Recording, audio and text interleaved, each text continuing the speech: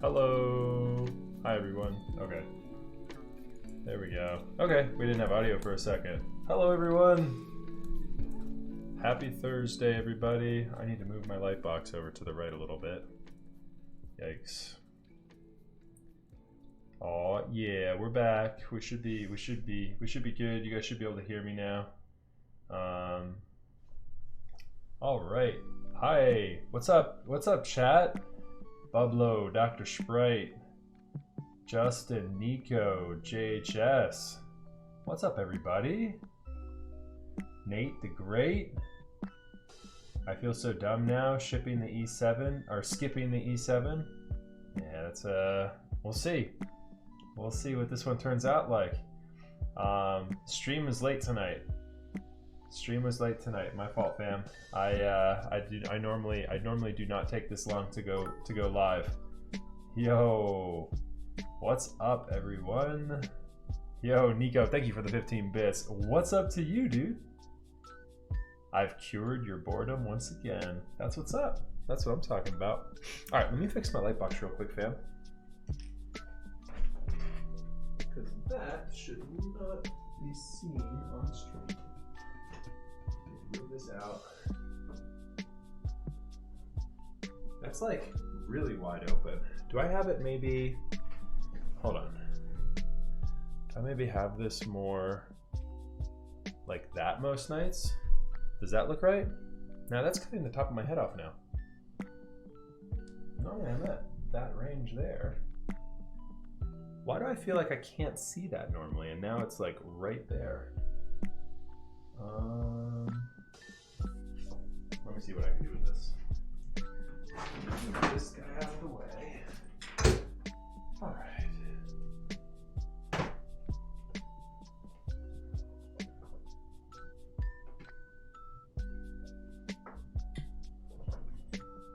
I was in the office earlier in the week and things got potentially shifted.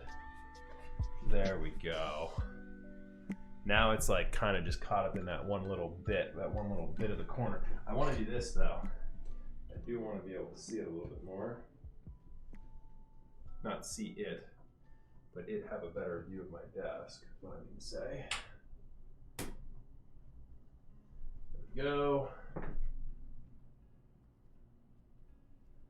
We're normally around like 60% on that light. All right, there we go. Light should be better now. Does that brightness look good? There we go. That should be all right. The real important part for that light is to get it on the desk. That's not for lighting me up at all. There's a different light for lighting me up. Okay. All right. What's up, Milk? Good to see you, buddy. Yo, what's up, Bree? I had the whole office cleaned earlier this week, and between Tuesday, I had the office cleaned yesterday. Between Tuesday and now, between Tuesday and now, aka Wednesday. Oh, tell us a story.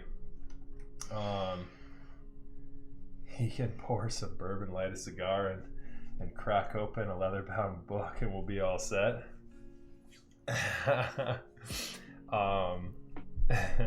Wow. Nice ring. Is that the same one as Nate? No. I'm not sporting the Nathan Kim rings.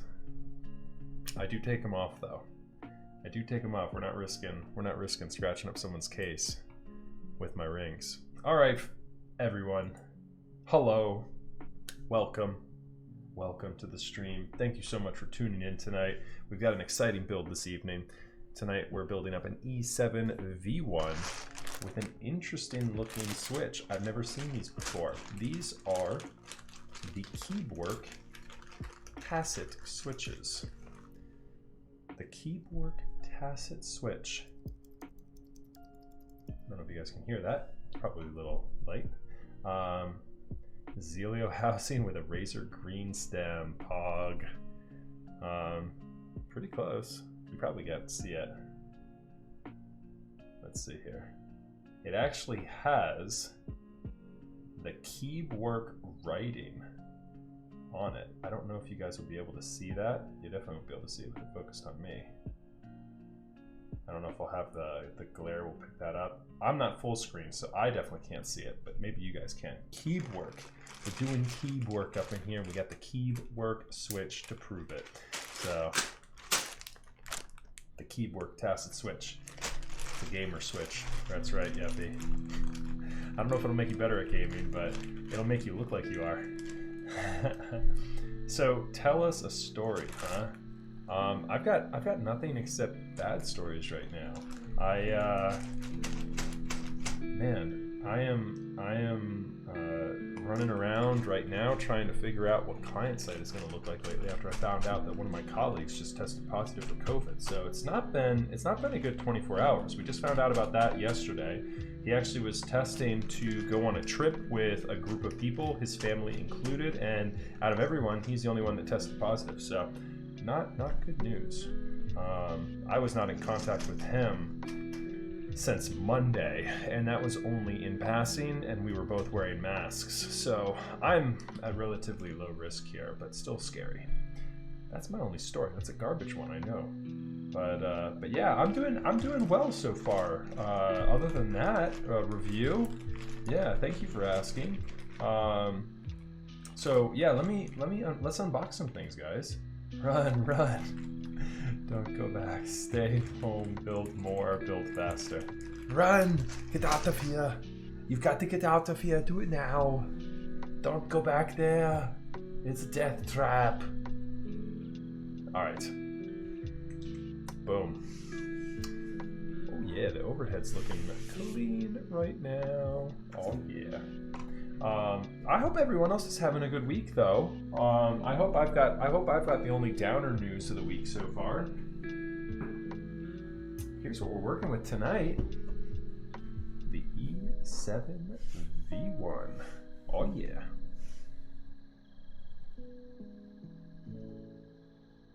Yeah, there we go. This is a pretty board. I built one of these before. I've repaired one of these before. It's fun. It's a fun board. It looks cool. You got that 75E on the cluster there. It's pretty cool looking. I do have an interesting week or an interesting turnaround tomorrow. got to work from home for once. Nice review. Have you been going into the office up until now? Exam for you tomorrow, Pizza. Trying to study, but I had something else to say about that. You were trying to study. I had something else to say about that one, didn't I? Nice. Yeah, so let's unbox this here in just a moment. Let me go ahead and just make sure we are good to go here. Can you guys hear this? Boom, boom, boom, boom, boom. Okay, yeah, you can. I do not have RTX voice on right now. Make sure I put RTX voice on before we start the soldering, because that fan is going to be really loud if not.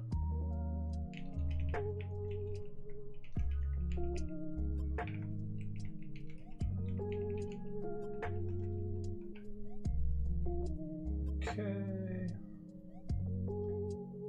Yeah.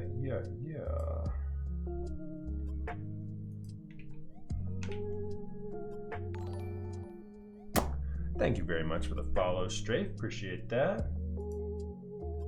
So I posted earlier today on Reddit and Geekhack. Had a couple Instagram stories as well, all around getting the tech keys 60% out to one deserving winner here later on this week, tomorrow. So yes, we've got a fun build tomorrow planned. We've got a fun day for tomorrow planned, as a matter of fact. I'm going to tell you guys about it. So I reached out to a group by the name of 64 Audio. You guys may have heard of Ultimate Ears before. 64 Audio is a custom an in-ear, not just custom in-ear. They do universals as well, but they do custom in-ear monitors. And I am going tomorrow. I've got my doctor's appointment scheduled at 9 a.m. tomorrow to get my impressions made for custom in-ear monitors. So they actually, tomorrow, I'll be going to an audiologist, which are the same doctors that, you know, fit grandma and grandpa for their hearing aids, and they're gonna shoot gunk basically into my ears, filling it up all the way to like here, and they'll fill my whole ear up with this, and then they'll send that impression that comes out of that over to this company, the 64 Audio company, and they will 3D print a mold for some in-ear monitors that fit perfectly for my ear. I am super excited. The process takes about 4 weeks for 64 Audio to return back to me, plus or minus, but it's so cool. Like, I mean, just I've been reviewing the processes that they go through and looking at like behind the scenes of their factory, and it's just such an intense amount of work that goes into each set of IEMs. So I'm super excited about that. I'm going to an audiologist tomorrow. $40 to get my impressions made. Like, I thought that was going to be like $100 to $200 sitting. Only $40 to get the impressions made and sent over to 64 Audio. So I'm super stoked. Yeah, I reached out to 64 Audio. Guy got right back to me, said they'd love to work with me. I'm not getting these for free, but I will provide an unbiased review on them. I'm super stoked to see what these things look like. So yeah, super is much more, not reasonable. It's still pretty crazy, but yeah, it's definitely more reasonable than it would have been normally and otherwise. Yeah, Yeffy, we're going for it. We're going for it. Yep, you know me. I see something and then I get gassed up and I've got to go for it. But yes, so tomorrow we'll get home, and after a days of work, we'll come back here, and we will be here same time, same place. I'll try and be a little bit earlier than 8:30 tomorrow, and we will have the Tech Keys 60% build. I teased this off on Reddit earlier today. The Tech Keys 60%. I also tested this. I plugged in the GH60 earlier today and had this mapped for VIA. So VIA is mapped on this guy, ready to go. And we've got the America key set This is seriously going to be like a light your stogies, grab a glass of whiskey, and like straight up Arnold Schwarzenegger stream with this America key set. And then yeah, the 60% case there on the bottom. This will be building up tomorrow. I've got some Gateron inks that we're going to be putting into it that have been lubed up, ready to rumble. And yeah, once we finish that build, we'll be giving that away to somebody, probably via some marbles. Maybe go some marbles action for tomorrow. But is there a reason why group buys are usually cheaper in America? That I don't know. Bublo. I mean, are you talking about keycaps or keyboards? Because group buys are actually more expensive for keyboards. Like if I were to buy a Korean custom, it would cost them $5 to send it to somebody in Korea, whereas it costs me $60. Also, the Chinese manufacturers like Matrix, for example, they'll have an Eastern group buy, which is a much different price than the Western group buy. They typically do a Western group buy after the fact, so it's actually quite the opposite for those, Bublo. The Matrix keyboard, like this, for example, is a Matrix 1.2. This is more expensive here in the States than it is in China. But yeah, so it could also, I mean, a lot of times too, this comes down to domestic relationships between countries as well. So GMK and Germany might have a better relationship for trading and sending goods to the United States than they do to some other foreign country. Yeah, I'm not sure. Yeah, Milk, you know what's up with the 1.2. These are totally dope. Totally dope. Loving the 1.2. All right, so let's go ahead and get right into it. Hell, did you see the new group buy for Noah? They're going to do, they wanted 420 for the Noah. The Noah, I was actually watching Jay's stream. He was building up a Noah the other night. And we actually found out why the Noah sounds so bad. The Noah has got case mounting screws 1, 2, 3, 4. In the middle of the case, there's no mounting screw. He was tapping on the bottom of the case and you could hear it chattering with the top case. Yeah, the screw placements are really bad. Or just not enough. I mean, 1, 2, 3, 4, and then if you had 5, 6 right there in the middle for screws to actually close that case completely, probably would have been solved. Yeah, screw and mounting placements are a big deal. Absolutely. So the E7V1, here we go, guys, the exclusive PCB. Here it is. You've got these crazy amounts of LEDs here on this right side, the classic Korean yellow color, the piss yellow color. If you guys haven't seen this yellow before, trust me, I know, it's shocking. Clark, thanks so much for the follow. I appreciate you, buddy. Welcome to the channel. Yeah, my 1.2 has a yellow PCB. Yeah, they are an alarmingly yellow color. All right, that's good. We've also got the LEDs lighting up there. So that's looking good. Let's go ahead and just test the PCB real quick and then we can put it aside. Let's go down here. We're here. We may as well have a look, right? I don't know what we've got in terms of firmware on this guy. I literally just take it out of the anti-static bag there for the first time. So I am looking at this with you guys right now. Let's hope we're looking all right. Let's see what we got here. F6, F5, okay. Test them down here, test them in the middle over here, test them over on this side, test them down here. Okay. We're looking pretty good. Okay, I don't know what do they normally do in terms of firmware with the E7? Is it bootmapper client by default? I haven't checked. I'm assuming that we've probably got this thing ported to VIA, but I have not yet checked. keep with me here for a second, chat. I'm just going to go through real quick and test the PCB. I'm not really paying attention to you guys for half a second. Let me as quickly as I can work my way through these PCBs. Let me test all of these ports and make sure everything is looking proper. We don't want to solder this and have to come back to it later and say, what the hell?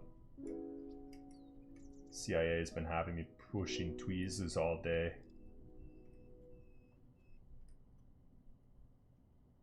Wow, that row's looking pretty good. Caps lock. Beautiful. I don't want to keep caps lock on. Turn that off. Beautiful, beautiful, beautiful. Show me. Show me what you look like in the face of adversity. Come on, PCB. I'm putting you under pressure. What have you got? Down left is right here. Beautiful. We got that shift key already. Let's go over here now. Test this row.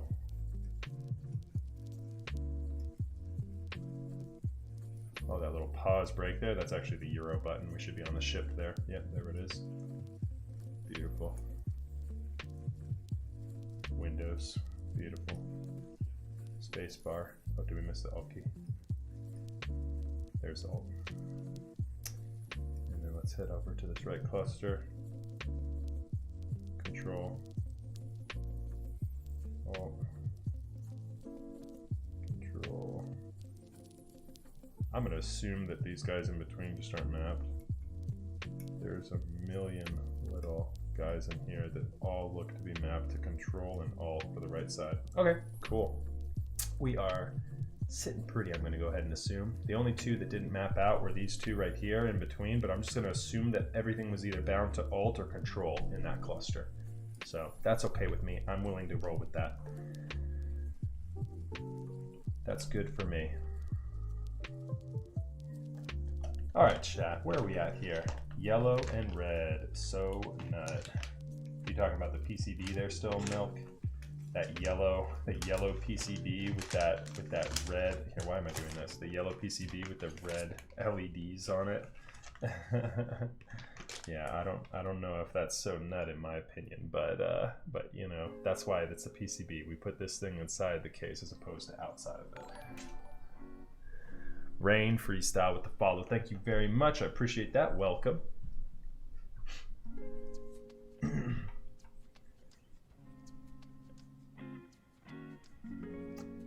78-gram Zelios. So Zelios were one of those switches that actually surprised me how they didn't feel so incredibly overpowering at that higher weight.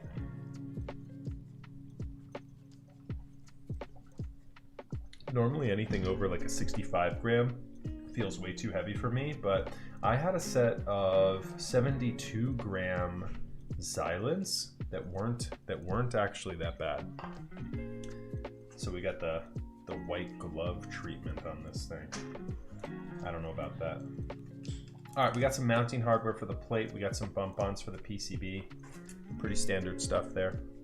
And there's the E7V1 there, ladies and gentlemen.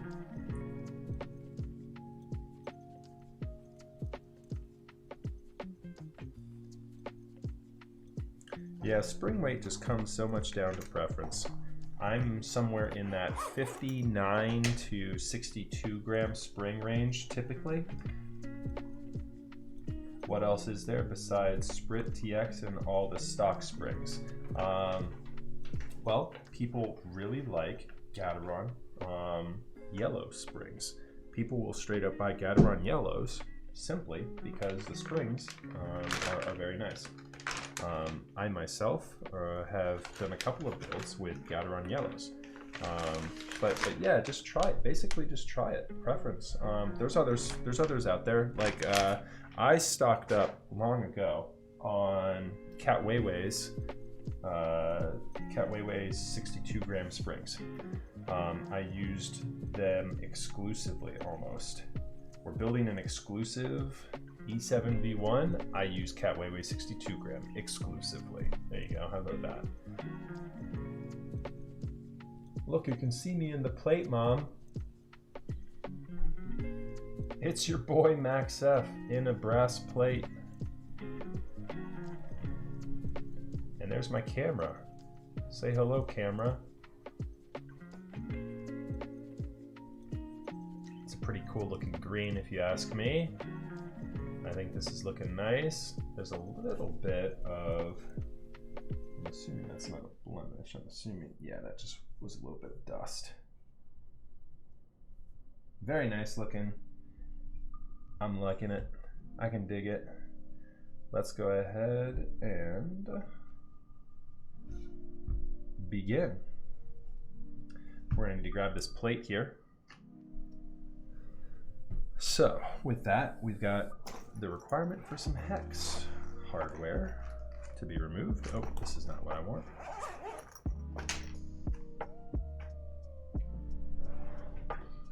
So those white gloves are typically not my gloves of choice when I'm removing things.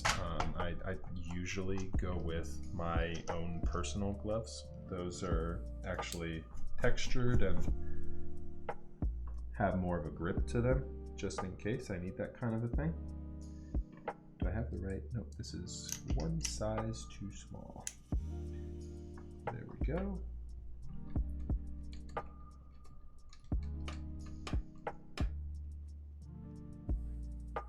So some nice gold hardware here with this guy. And it's magnetized. We love that. We don't always get magnetized hardware, but when we do, it's a PogChamp. We love magnetized hardware. There's nothing I dislike more than having to unscrew a keyboard and have every piece of hardware still sitting exactly right there in the sockets, and then I have to flip it over and search for the screws I just dropped all over my desk for the next 10 minutes. I don't think we would be searching too long with this gold hardware, this brass hardware we've got here, but we don't have to worry about it because it's magnets. So springs, other springs. Yeah, so TX was a big one. Keebwerk was a big one. Sprit is a big one. There are other stock springs, like I said, that people like. Gateron yellows are the first ones I think of. I'm not thinking of any off the top of my head right now. But some cherry springs are still worth using. Like the cherry 90-gram springs I use on every single one of my space bars. So there's a myriad of them out there that you know, it just depends. And then yep, yeah, this one did not come from Dalsu. Yeah, and then it's also kind of hard. Like people put spring weights on them. I don't think there's not one single system that calibrates for all spring weights. You know, every designer that makes springs, they don't all send their springs to the same spot to say, hey, what weight is this? And so because of that, you're gonna have different calibrations of weight. So for example, what I'm getting at is like, you know, a 60 gram in a TX spring might feel different than a 60 gram in a Sprit spring. And so, you know, it's basically, you know, as I said, it comes all down to preference, but you just have to try different springs and see what you like. Once you find what you like, then roll with it forever. Ride off into the sunset with your spring of choice. Because springs are, and will always be, in my opinion, 100% preference. Might vary from switch to switch for you a little bit, but like I use, for all linears, I use the same type of spring. I might mix it up a little bit every now and then, but for the most part, use the same type. 62 gram Keebwerk. Yeah, these Keebwerk switches, I'm definitely I'm interested to see what these are like. We're gonna do a little bit of like, we'll do like a little mini review on these switches to see what they're like. The bump-ons for the E7, really, I mean, either they are, the cutouts for them are too deep or the bump-ons are too small. but making me a little nervous with how small of a protrusion these bump-ons have from the bottom of the case. Hopefully we don't have any issues there. All right, we will go ahead and put the gloves on for some extra grip. And while we're handling our plate and PCB, we will wear the gloves for just a moment here. I just want to make sure this guy's okay. So the weight is held on with 2 flathead screws right here, so the weight's not going anywhere. So there's the bottom of the case. You can see looks just about as good as the outside of the case. So really nice quality there.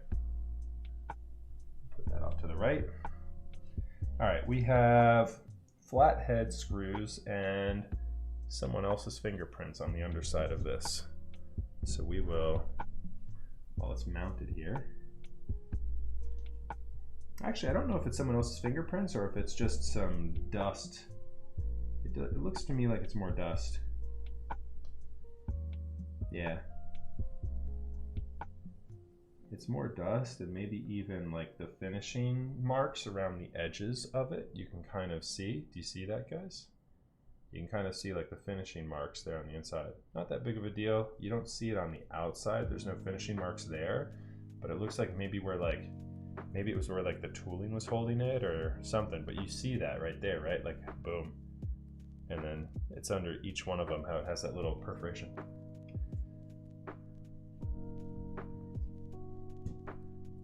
Is such a swamp green, a bad swamp green color. I like this green. Maybe I'm just a pleb for green, but I don't mind this green at all. I think it's pretty sharp looking. I wish I had something green to put it on, or to put on it. I don't know what I'm going to put for keycaps on this thing yet. I actually reorganized all of my keycaps the other day, so we do have a myriad of options for them.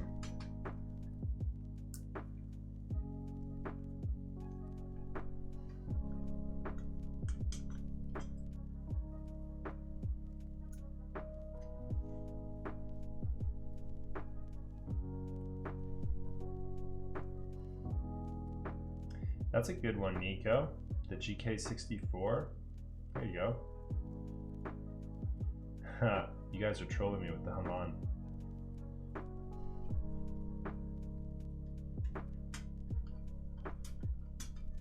I actually do not own GMK 9009 anymore. I have so many other beige sets I didn't need 9009. Those are just starting to ship out too, the latest round. What is it, round 3 of GMK 9009 at this point? Crazy how popular that set is.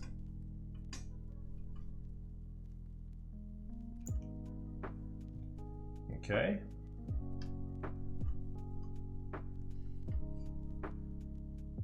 There we go. Plate. Ready to rumble. You have the acrylic inserts for the E7V or E7V1 right here. Those are the acrylic inserts for those pieces that go right there. It's kind of interesting that they have those diffused. You already have those tiny little dots. I don't know if you need much diffusion there, but a nice touch nonetheless. We'll go ahead and place our top case over here on some bubble wrap I've got off stream. All right. All right, I think we're good. I think we've got to everything we need to get to here. Let's go ahead and get our mat and get prepped up for tuning some stabilizers. Yeah, I'm excited to try these switches. Let's go. Let's go, let's go.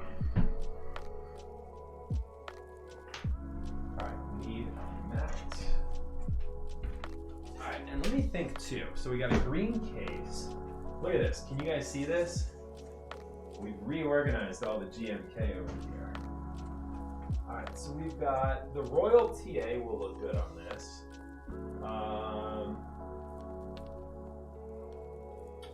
Let's see here.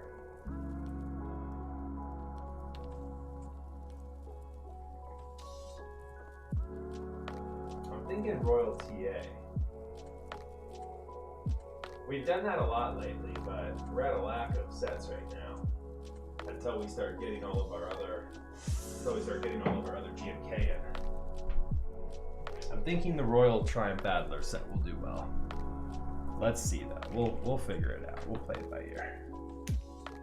GMK camping would look nice. I've had like the past 2 streams now, I've had people say GMK camping would look nice on this, and so I've kind of had a little bit. Remember, Justin? I was asking you. I was like, "What do you think of GMK camping?" I was just asking the crew about GMK camping the other day, and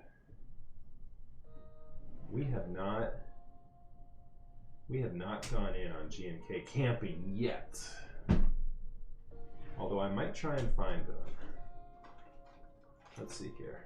Oh, I needed to figure out too if we were doing GMK tonight or if we were doing Duroc. I think we're doing. Oh, these are the phase switches. All right, hold on. So let me see here. Are these the phase switches?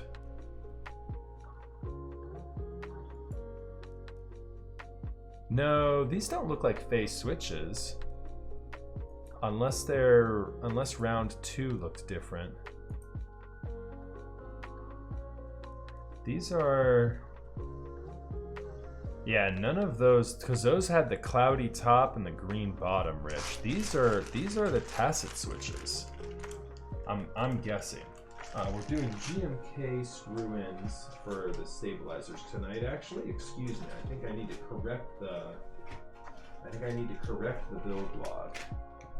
So we're doing some of these, and I'm going to need to get a 6.25 wire for this. There's our lube. Because I have nothing but 7U, and I don't like using the retooled GMK wires anyways, really.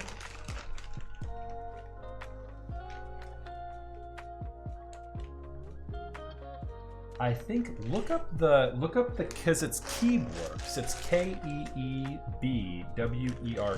and then the Tacit with a period.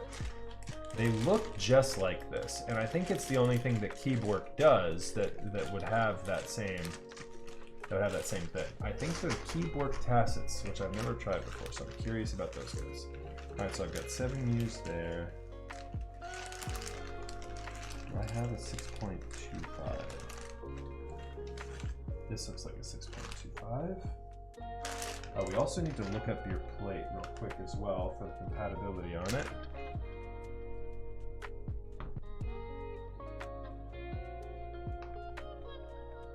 There we go. Yep, that looks like a 6.25er to me. So yeah, so Rich, you said we'll be doing 1.25, 1.25, 1.25. And then we'll be doing the 1.5, 1.5 with a 6.25 stabilizer here. You can do this. You can do a 7U because we can just move it over to this guy, and the 7U would fit in right here. Here's a 7U wire. The 7U would fit in right here, and then it would go to this guy. So we'd use that and that. So this plate can do either or. So Rich, if you want a 7U, we can do that too. The Keeb Tacit switch. All right, so there we go. Yep. So yeah, and so with the 7U, Rich, it would be a 1.5, 1.5, 1.5, 1.5. So either or, 6.25 or 7U, I don't mind. You let me know which one you want to do.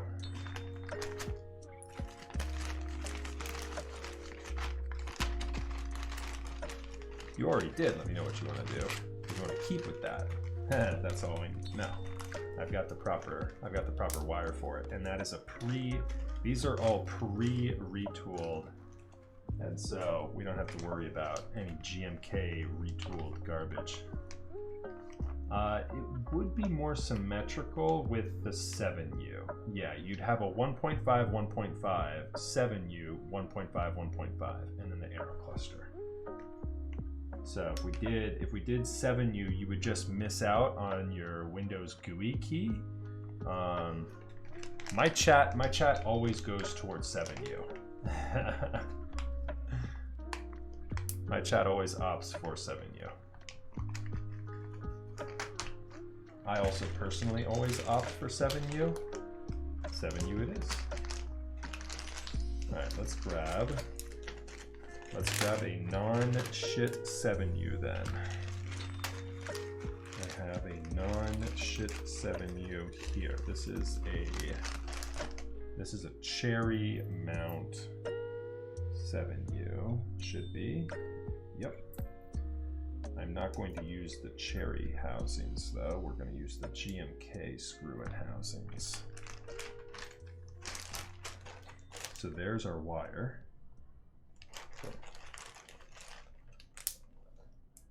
Yo, what's up, Dale?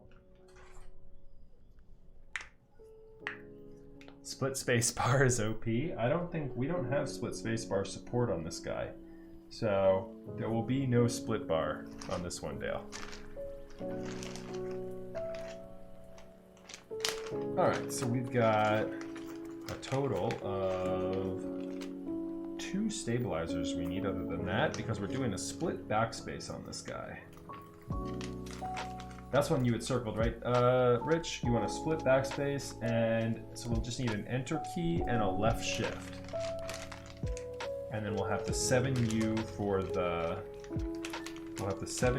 space bar, and we'll be rocking and rolling.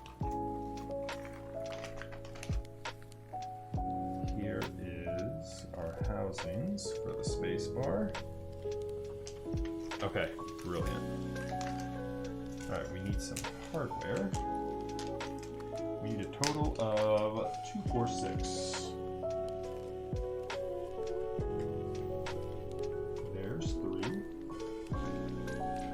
4.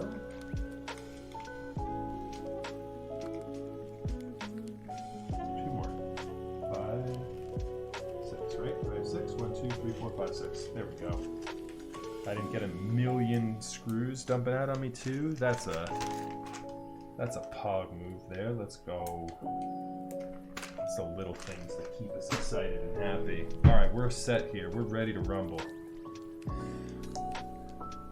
Welcome to the jungle, everyone. Let's start some stabilizer tuning. Boom.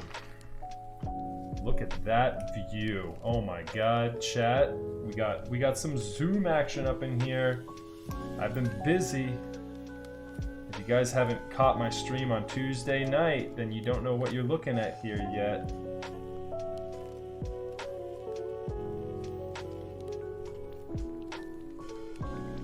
Much better, in my opinion. With this zoom here, like this. Alright. Tell me what I'm looking at here. Dude, you're looking at the super zoom. You see this shit? Ready? Bam! We're like Emerald, we're like kicking it up a notch. I am really 6'4". I'm 6'5" on a good day. I'm 6'6" when I'm wearing my wife's heels around the house.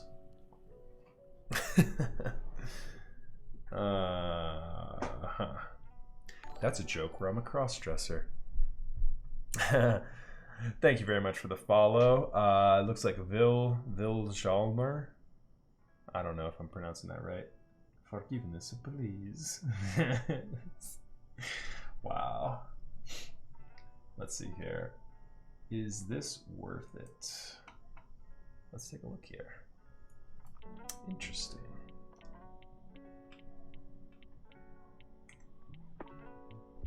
Boom. There we go.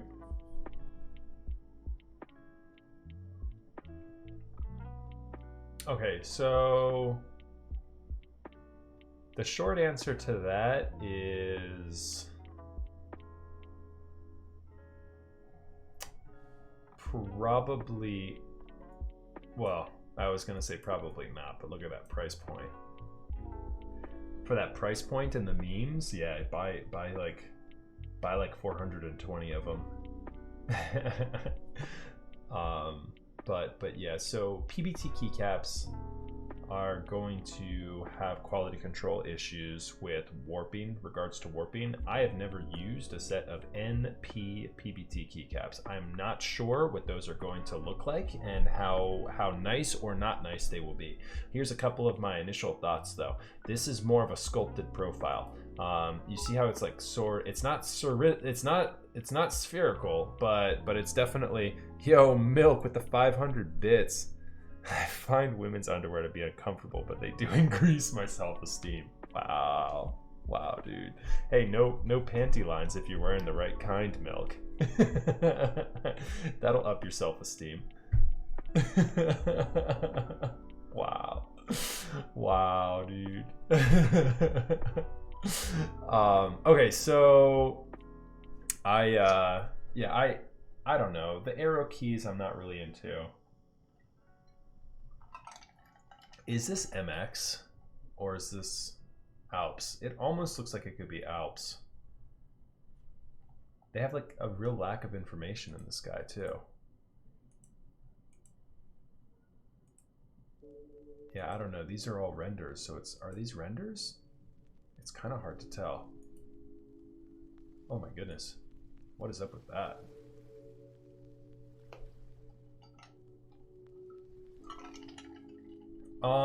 There's a lot going on here. There's a lot of potential for issue here with these. I'm assuming these are the real deal. And so you can kind of see a little bit of roughness on the edges of these caps. Oh. Is that a pube sighting right there? That might be a pube.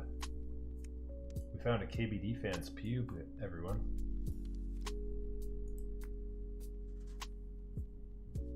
Yeah, I'd say that's a no from me. All right, what do we got here? Oh my goodness, what am I looking at here? Hold on. I missed this one too. My thoughts on this one. The D65 mechanical keyboard kit for $299. Okay. So this will start in October, 500 units, polycarbonate ink black, 250 sets, gasket mounted configuration. It's compatible with a KBD 67 Mark II PCB. The polycarbonate transparent, same number of sets, same configurations. Plate is fixed by 2 pieces foam material, which is able to provide dampened sound, replaceable blockers and mini weights and multi weights, 65% layout. Let's take a look at some pictures here. These are renders, but they have a little bit of gap here in the file. I'm not sure why. It looks like we got like an M65 gap going on here. Pretty classic gasket mount system for these with the bump-ons on the gaskets on the plate on both sides of it. We just built an Iron 165 that looked a lot like this. Why do they have the world's crate? Like, what did they do? It's like they made this render and then in post they turned sharpness up to infinity so that the LEDs came out looking like garbage in this thing. Like, look at the weird texturing they have on these keycaps. I'm getting nitpicky, obviously. Replaceable blocker. Is that a cutout there? Can you remove this thing? And if you remove it, what do you have here in its place? I'm confused by that. That makes me feel uncomfortable. That's weird. For $300 though, I mean, I don't know. You could probably do worse. have a consideration for it, see what prototypes look like, and return back to it. I'd say you've got a little bit of time to think about that one before it actually goes live, so think about it. Keep an eye on it, bookmark it, see what renders come back, or see what prototypes come back looking like. HK Gaming die sublimation keycaps, cherry profile, thick PBT sets for mechanical keyboards. So it's like what we're looking at. Like we're looking at poor man's milkshake here. Is that what this is? Poor man's milkshake.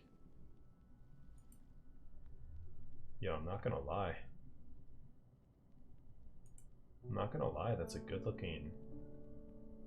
No, that's probably just like it's probably like the KBD fans trays.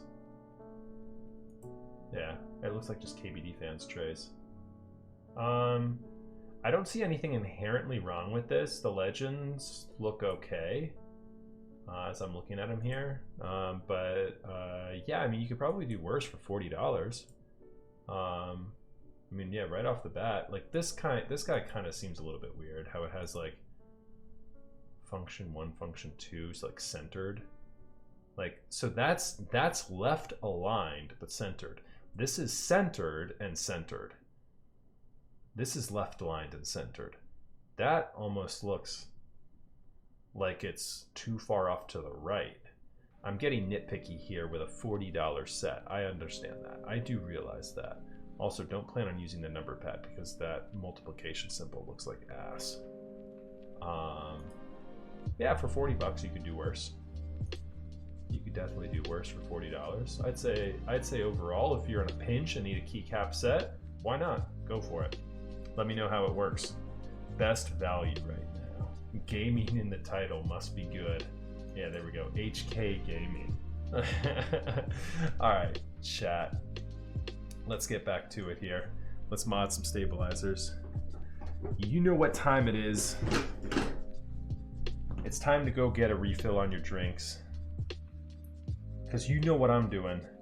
I'm going to go clip all of these little guys. And I don't clip them over my desk. These little, if you guys haven't seen this before, these little pronged, there's 2 pronged legs on the stabilizers for GMK that have got to go. And so I'm taking my wire clippers, I'm taking my stems, and I'm gonna go clip these over the trash can. I'll be right back.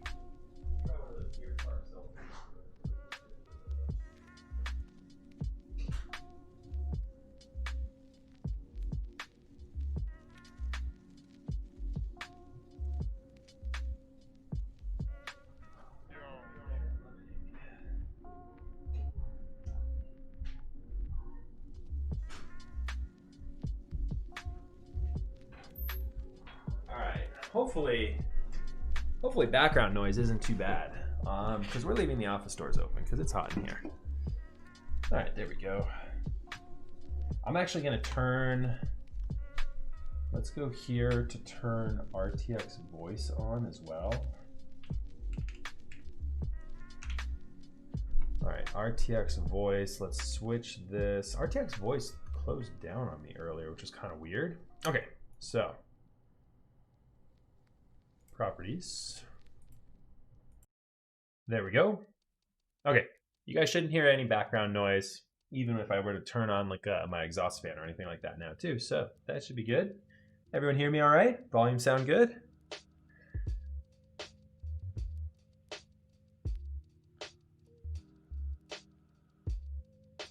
Okay, I'm gonna assume yes. Yo, DJ Snot Boogie with the 2 months. Thank you very much, my friend. Good to see you up in chat. All right.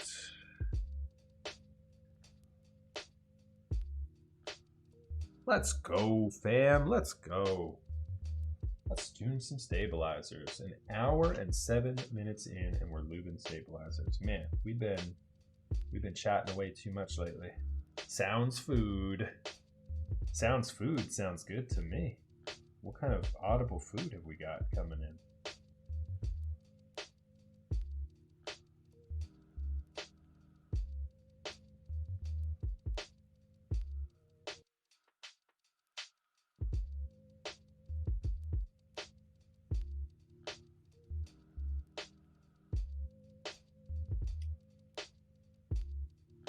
Budget sets of the day. Oh, hold on. Did I miss some more links?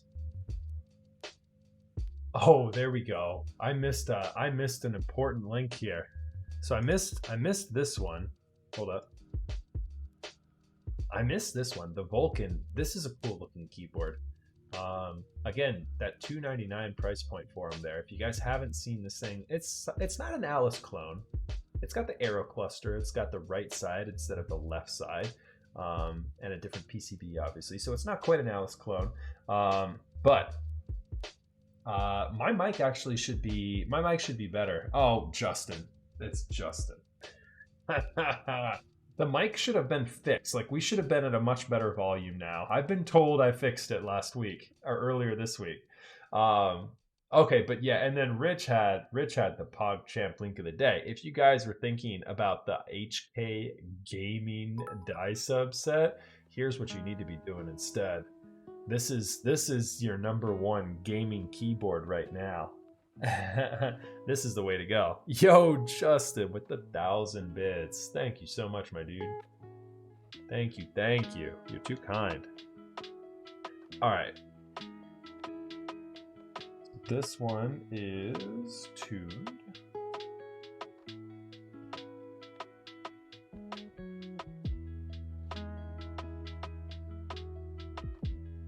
Appreciate that, man. Thank you so much, Justin. So I was curious for donations, clicking the link and doing donations through Streamlabs down below. I've got the TTS turned on. Should I turn on, and can I turn on? Can I turn on TTS for bits donations? Because we could do the same thing. You guys write messages and when you donate bits, and I don't have TTS turned on for that. Should I?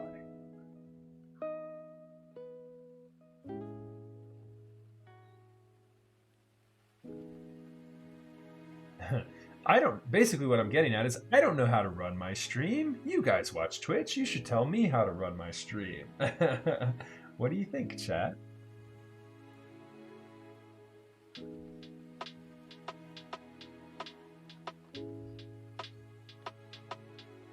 Do it. TTS is always funny. Yeah, so if you do the donation through Streamlabs, anything more than $2 gets you TTS. But if you do the donation through bits in Twitch, TTS is not turned on. Okay, so I will fix that. I will turn on TTS for the bits donations as well. So that'll be turned on for Friday's stream without fail. Remind me, fam. Yeffy, that's your homework.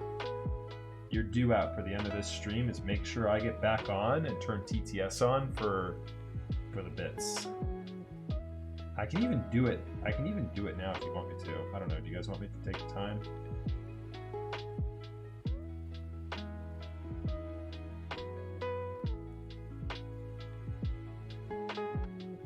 You need to do it for higher than $2 or it'll be a mess. $2 adds up if it's a mess. I'll try it at $2, and if it's a mess, then we'll kick it up to $5, and if it's still a mess at $5, then we'll kick it up to $10. I think most people do $2 to start. That's what I've seen a couple people do. Like that's what it is for the donations. If you click the Streamlabs link, it's just $2.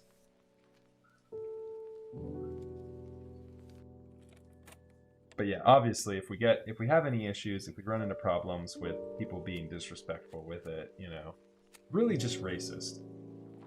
That's where I draw the line. If we've got any racial, you know, insanity that kicks up with TPS, that'll be a quick way for me to turn it off, and we will never go back to it. I just remember when, I don't know if you guys ever were into Hearthstone. I remember watching, there was one guy named Reynad, and there's some of the funniest TTS elements, I think, on Reynad's stream, because people loved trolling him. His chat was so evil to him on a consistent basis. And he put on, oh shoot, I forgot to do this. And he put on TTS on all of his donations. And so, of course, I mean, I'm sure he made a lot of money off of it, but it was people constantly posting memes and like trolling him. You are watching me tuning some stabilizers currently. Hello, Royal Martian. Welcome to the stream. This is what my desk normally looks like. We're just zoomed in really close right now so you guys can see the close-up work of what we're doing at the moment.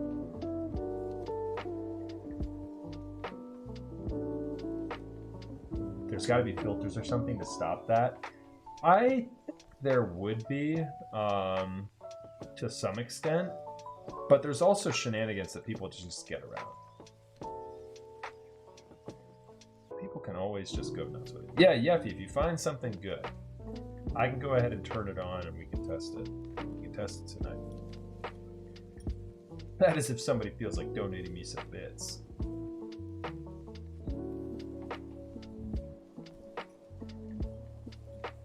Alright, we got one side. Hurry up, Yeffy. Oh god, it sounds like we're doing it tonight. Hell, we're going live. We'll do it live.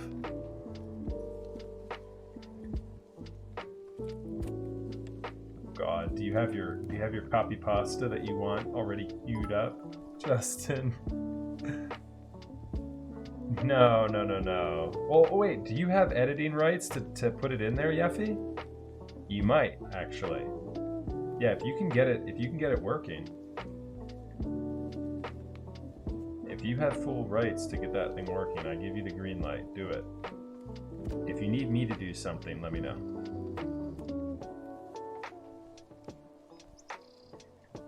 So right now, I'm not really playing much of anything.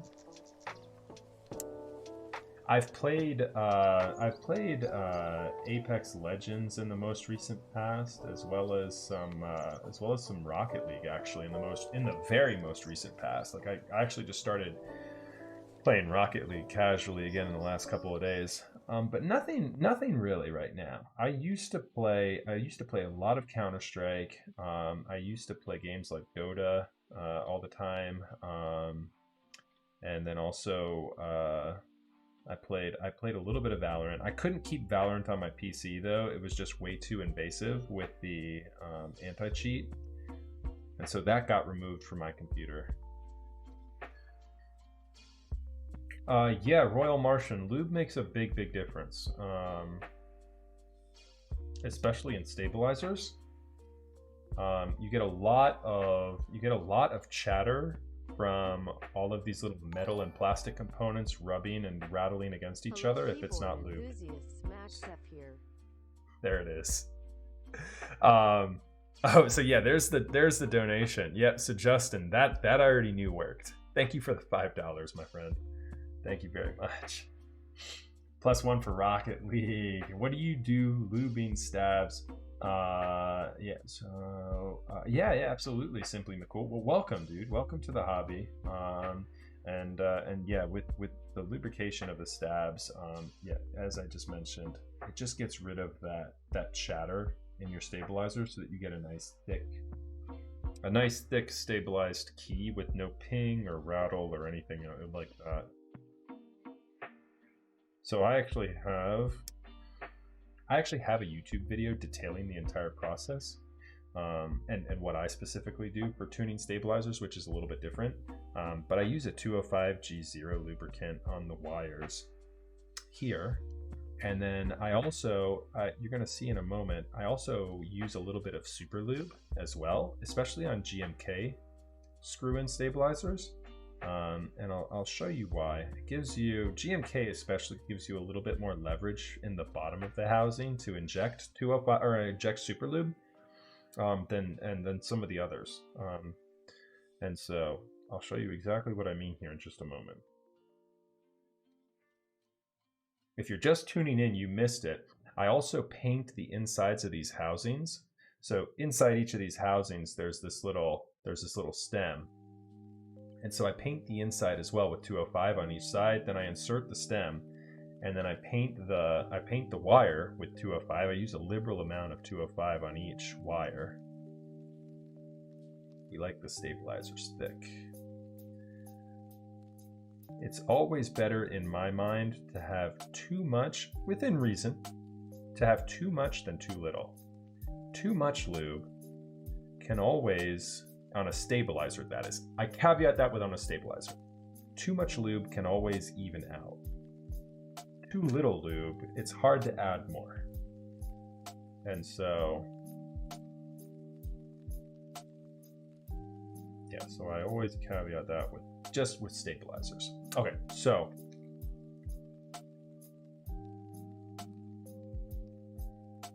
oh nice, you just ordered something this past week?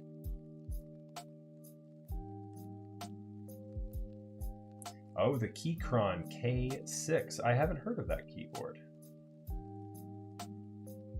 It makes sense to lube every stabilizer on every keyboard ever. I do not build at a keyboard ever without lubing the stabilizers. Always lube the stabilizers. Okay, so here's what I'm about to show you. So with the GMK screw-in stabilizers, you see how you have a bridge and then you have visibility on the wire from both sides? I just pushed that wire in from this side here. When it pushed through that bridge right here in between, it actually, sometimes some of the lubricant will come out. And so I use super lube. I have this linked within my Amazon Blacksmith right there on the screen probably. I get these needle tip point super lubes. I just order a whole bunch of them. And I just put that needle tip right in here and I inject that back end with more lubricant just to make sure that anything that got pushed off is taken care of at that back end of the stabilizer. With GMK, it's easier. It's easier to do this method with GMK. With Duroc and Zeal and oh god. And here's TTS. Justin's found TTS. Thanks for the $4.99 there, buddy.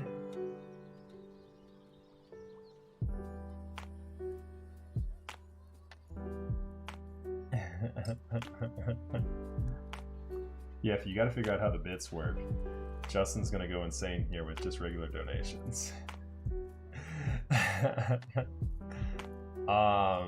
I prefer 205G0, yeah, over dielectric grease. Now this is kind of similar to a dielectric grease. This is like a synthetic grease, more similar to dielectric than it would be to 205G0. But I 205G0 all my stabilizers, have been for some time.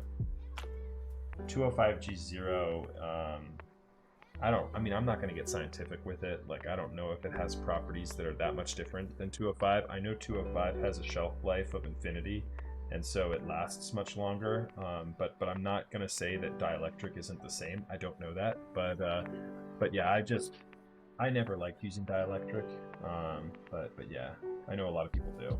So I'm not talking shit on that method. I don't do it personally. Yeah, absolutely. You know, one of the things I like chatting about most right now is... Don't you just hate it when your cat wakes you up like this? Meow, meow, meow, meow, meow. Oh yeah. Meow.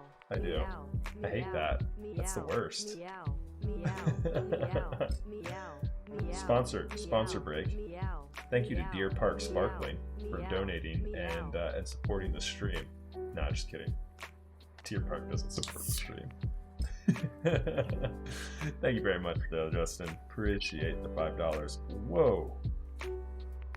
We are like blasting off here. My God, I need to get a paper towel now.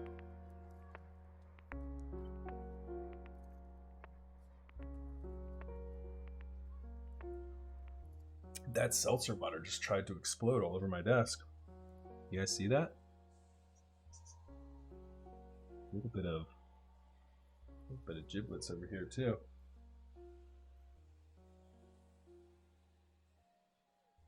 we go. Much better than actually getting up and getting something to wipe it off with. Just use my shirt. All right. All right. Yeah. So Yeffy, if you need me to do something for that, let me know. But yeah, Justin's found out about TTS though. All right. Okay, so let me go ahead and clean off my paintbrush here. As you guys can see, or maybe you can't see, I've got a bit of extra gunk here on this. I'm gonna go ahead and get that off.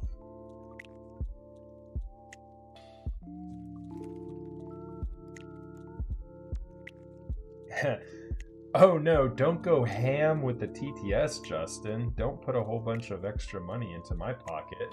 You're basically, TTS might get me to purchase GMK Hamon.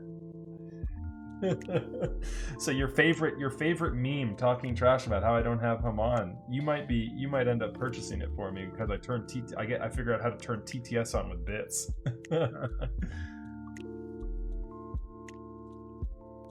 All right. That's the goal. Yo, I legit just haven't. So Rich found me a seller and I reached out and they had already moved it. I've legit not found a GMK Hamon. I'm trying to jam on with my ham on, but I can't find it. I've tried. I'm telling you. I haven't Yeffy tried, but I've tried. When Yeffy tries to find something aftermarket, he finds it like 15 minutes ago.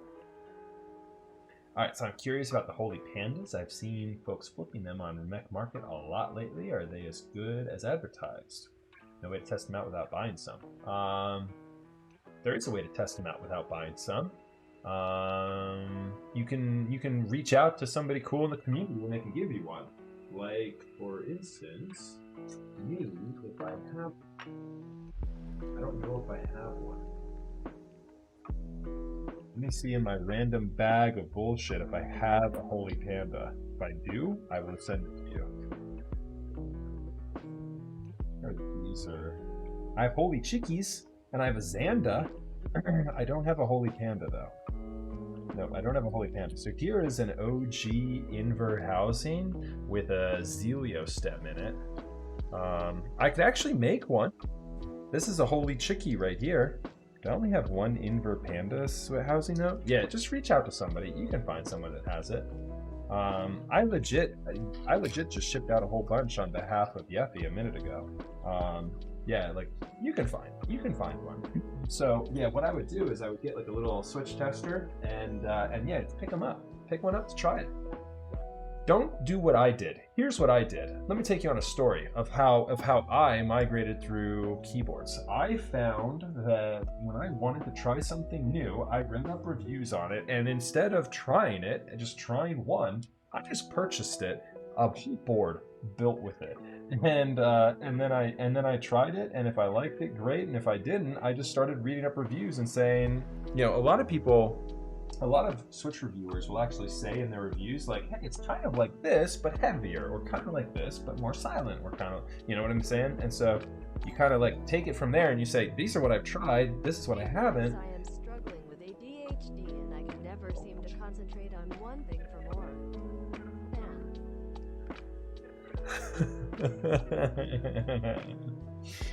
There you go, Justin. I can't either. What were we saying a second ago about Switch? Were we talking about Switch testers? I forgot. Oh boy.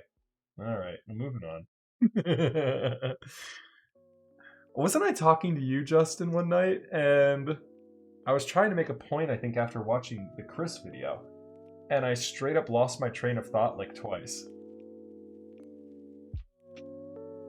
Gotta make the donation text bigger and louder. Oh god. Hello keyboard enthusiasts, Max F here. On the weekends I like to walk around in my wife's high heels to feel extra tall. Can that not be a thing? Listen closely, you can hear me go. Clack clack clack clack clack clack clack clack clack clack clack clack clack clack clack clack clack clack. Can that not be a thing, please? CLA. Oh, it's CLA. That last CLA though. Oh my god. You guys are a trip.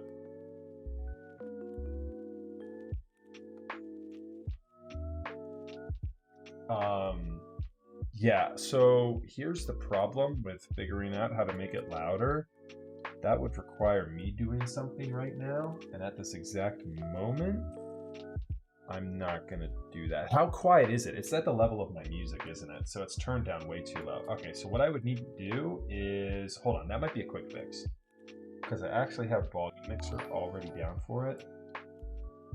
Yo, Royal Martian, thank you so much for that, man. I appreciate that. Okay, so let's go. I think, would it be OBS here? Would OBS be the thing that needs to be turned up?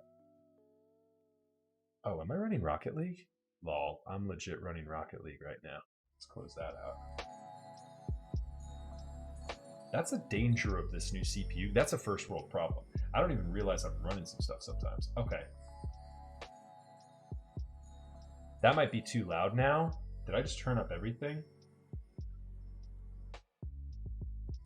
I'm gonna try OBS at 75%. System sound should still be turned down. Google Chrome, which is where my music is playing, should still be down. That might help. That might help to get BTS, the TTS working at a better volume. Hold on. Don't donate. You don't need to donate so that I can get that working. Hold on. Let me test a widget for a donation. This is a test donation for $28. Oh, Is that better? Or is that the same? Did OBS just get louder there? I think that wasn't ear-shatteringly too loud. So let me try volume mixer. Let me turn OBS all the way up. And then let's try. This is a test donation for $53. That should be better. Oh. Is that better or no? No change. That's louder for me. That's louder for me. What is it that does the donation sound? I'm assuming that it just goes through my... I'm assuming it just goes through my speakers. So it's this right here that's... I can't share this with you, but it's my interface right here that's doing it.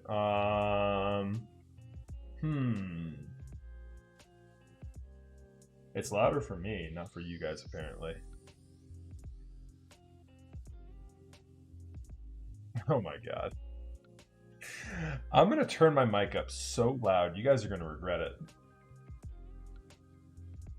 it. I can't turn it up anymore, it's as loud as it goes. You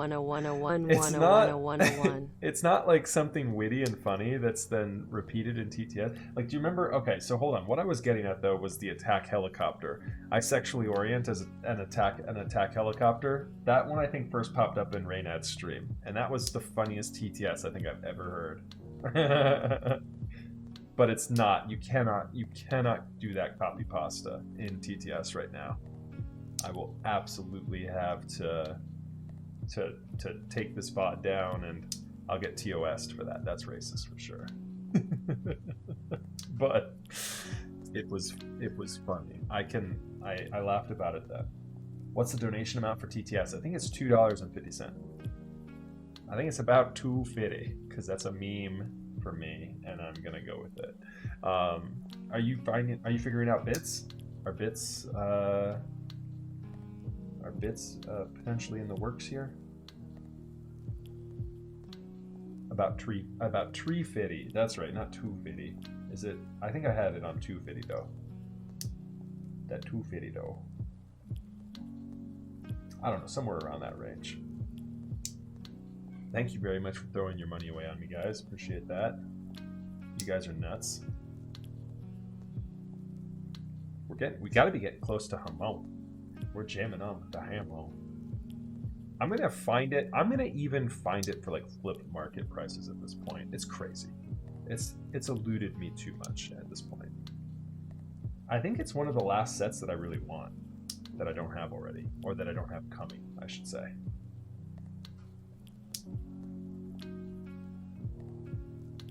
And it's also a set that at the same time I would be able to order and get instantly. Got some instant gratification going on with that set for sure too. Oh man, fun times, fun times. The day that Justin and Yeffy figured out about TTS. I've had that in there too for the longest time. You guys have been doing bits over donations. I was looking too. I think we're closer to 1,000 followers on Twitch. Aren't we somewhere getting close to like the 850 range at this point? Are we getting close to 850? I think we might hit it. I think we might hit it tomorrow at the giveaway. I don't know. We'll see how many followers come in from the giveaway stream tomorrow. But I have a feeling. I got a feeling that tonight's gonna be. Okay. So, initial thoughts on these switches is as follows. They are. Oh boy. They are a lot easier to get into. I don't know if this is the plate or if it's the. Oh boy, bending multi-prongs. I don't know if it's the plate or if it's the switch housing, but they're nice. They're nice coming into the housings of the plate. I did not have much difficulty there with that, which is always refreshing. Not too tight, but not too loose. Just how I like it. Please don't sexualize that. Too late? We're definitely going to have some of these prongs bent a little bit. I will need to return to some of them. Hey, thanks so much for the Twitch Prime, my dude. Appreciate that. Viljalmer. It's kind of like Val Kilmer, but Viljalmer is how I'm pronouncing that name. I don't know if I have it right. I hope I do. Thank you so much, dude. Appreciate the subscription there. I wish I could say subscription. Appreciate the subscription there. Vilhjalmer.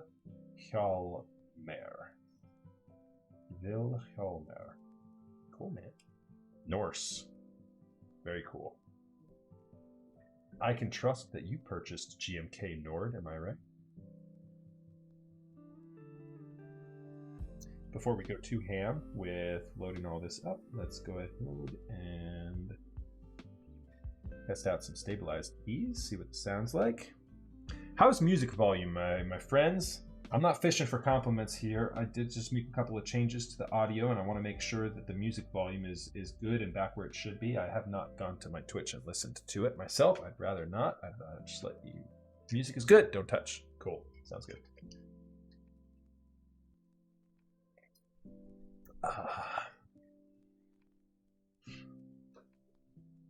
Whatever you say, Valhalla. Valhalla. In the halls of Valhalla. I didn't even think we could have been doing that the whole time. Okay.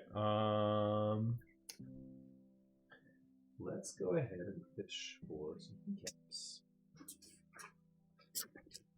We're gonna get my these are my repeater keycaps. I'm gonna put these aside, and I'm gonna have a 6.25. I'm gonna have a 7U. I'm gonna have a couple of stabilized keys here, so that every time we need something for Stabilizers, we've got them ready to rumble. I'm gonna put these off on a separate plastic bag. What do you think about that, Chad? Do you like it? You like? I hope you like. It's kind of a pain in the butt. I chose a difficult pain in the butt set to do this with because I don't know if I have the, oh no, I do. R1 2.25. So that's that guy. They're all labeled. Yay. R3 1.5. That's perfect. That's going to be the pipe key. And I do want to have the pipe key in there so that I can make sure that I've got that guy soldered in straight. So that's that right there. And I need one of the longer for this guy today. We're doing stepped if I remember correctly. Yep. Rich said go with the stepped. Obviously it's Haman. Yeah, right. Spoiler alert. I've had Haman the whole time. It's all I need. I had Haman the entire time. I prefer Ink V2s. Yep, Ink V2s over Telios. Ink V2s are very nice. R1 1.75. Oh, what did that say? 1.75 R1. Is that this guy here? Oh yeah, it's that guy.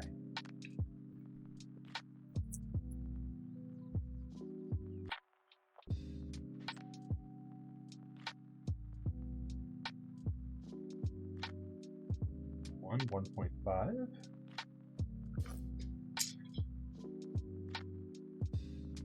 R1 1.5. We need some more 1.5s up in this piece. We need all 1.5s. Okay, what do we got here? R2 1.75. That's the standard caps lock, so we'll put that off to the side. We don't need that tonight, but we will potentially need that on another day. R3 1.5. Wait, is it R3 1.5 that we need, or is it the, I think it's the R3 1.5. What do I have here? Oh yeah, I had two R3 1.5, so that's fine. Oh, but you know what? We do need another R3 1.5 because you need one for your tab. So let's go ahead and hold on to that guy. And R1 1.5, there we go. It should be, I believe it's the one on the outside for this build tonight. Am I correct in that? I am incorrect. I'm incorrect. This guy right here needed to be on the inside. Do I have an inside? Yeah, I have an inside, just one other option. There's that. We need one more 1.5. There it is. It looks like we want to be in this guy right here on the far inside switch. That one is correct. Okay, I think we're all set there. I've got enough of those. And we are good to go. Let's go ahead and test this. Let's see what it sounds like. So in order to do that, I need to turn off RTX voice. You guys should be able to hear RTX voice now. All right, you should be able to hear background noise, I should say. What about inks versus creams? I like ink V2s over creams, but that's much closer of a decision there. Duroc switches over inks and creams. I can also agree with that. Kilmer did get old and fat. Did you guys see him in that MacGruber film? He got very big. Also, shout out to MacGruber. Yo, what's up, Golden Ashtray? Good to see you, dude.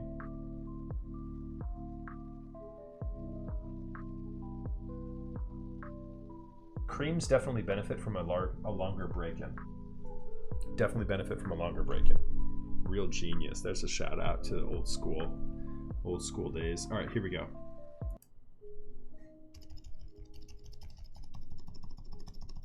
Is this a silent switch? Oh my goodness, you can't even hear it.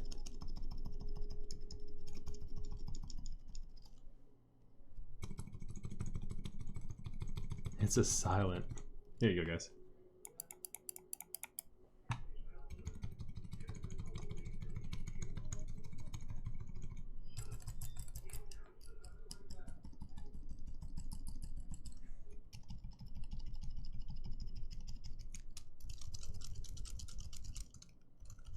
Well, yeah, we're pretty much only going to be hearing keycap noises tonight then. That's funny. That's funny. I haven't built a silent up in so long. All right. Well, there you have it.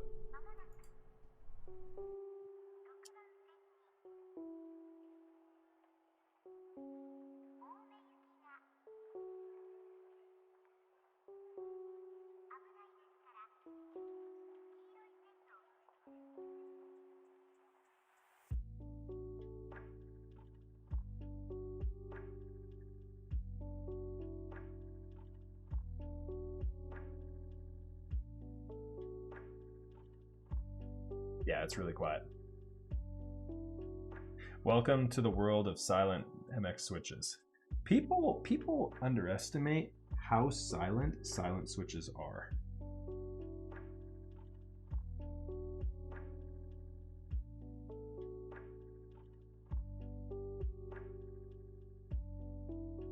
Yeah, no, right now you won't be able to because RTX voice is on. But yeah, overall though, people underestimate how silent switches can be. How silent switches can be. So I get people all the time saying, you know, they want a silent build, and the next thing you know, I have them try something. Just to have them try a good lubed, like, you know, linear switch, and like, oh, this is so much quieter than, you know, the MX Brown gaming keyboard I was using before. I had no idea, and then next thing you know, they're no longer interested in a silent switch. Silent switches are really if you just need to be a stealth. Like you've got a keyboard in your bedroom and your significant other is sleeping right next to you and you can't make a single noise. That's why you go with the silent switch. I want to find, just real quick while we're in here, I want to find the backspace key. As well as, we got another 2.25, we don't need that. I want to find a backspace key for this guy. Yep, there we go. And a couple more, like maybe one or two more 1.25s that I can just have on hand. Having 1, 2, 3, 4, and then 1, 2, 3 would be good. So let me get one more 1.25. I'm going to put these all in a separate baggie. These will be my beater test switches, or test keycap from now on. I'll have these all just set aside for when we're testing stabilizers. So I don't have to search through a million bags to find what keycaps we need for the stabilizer keys. That'll give me a backspace shift, left shift, right shift, and everything you see on the board, plus the 1.25 variants as well. So yeah, we're golden. We are golden now.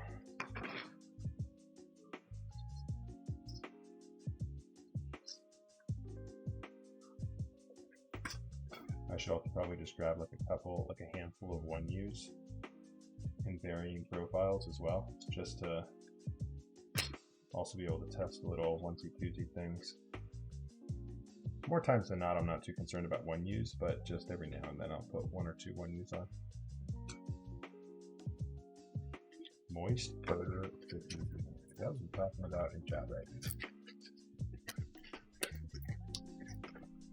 Got MX Blues, my wife absolutely hates it. Yep, see, like MX Blues are just like the loudest of the loud. Okay, and I want a different little bag here for the, let me grab another bag real quick for these. I'll be right back.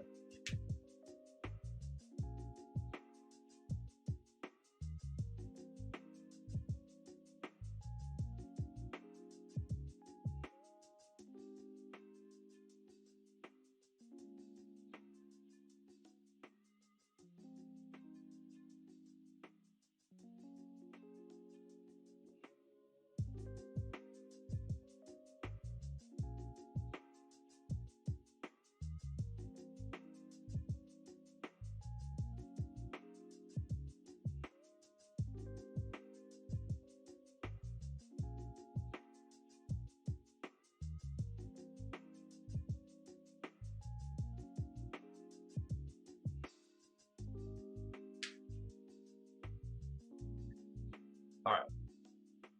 Bag attained or acquired. Laughs at box jades.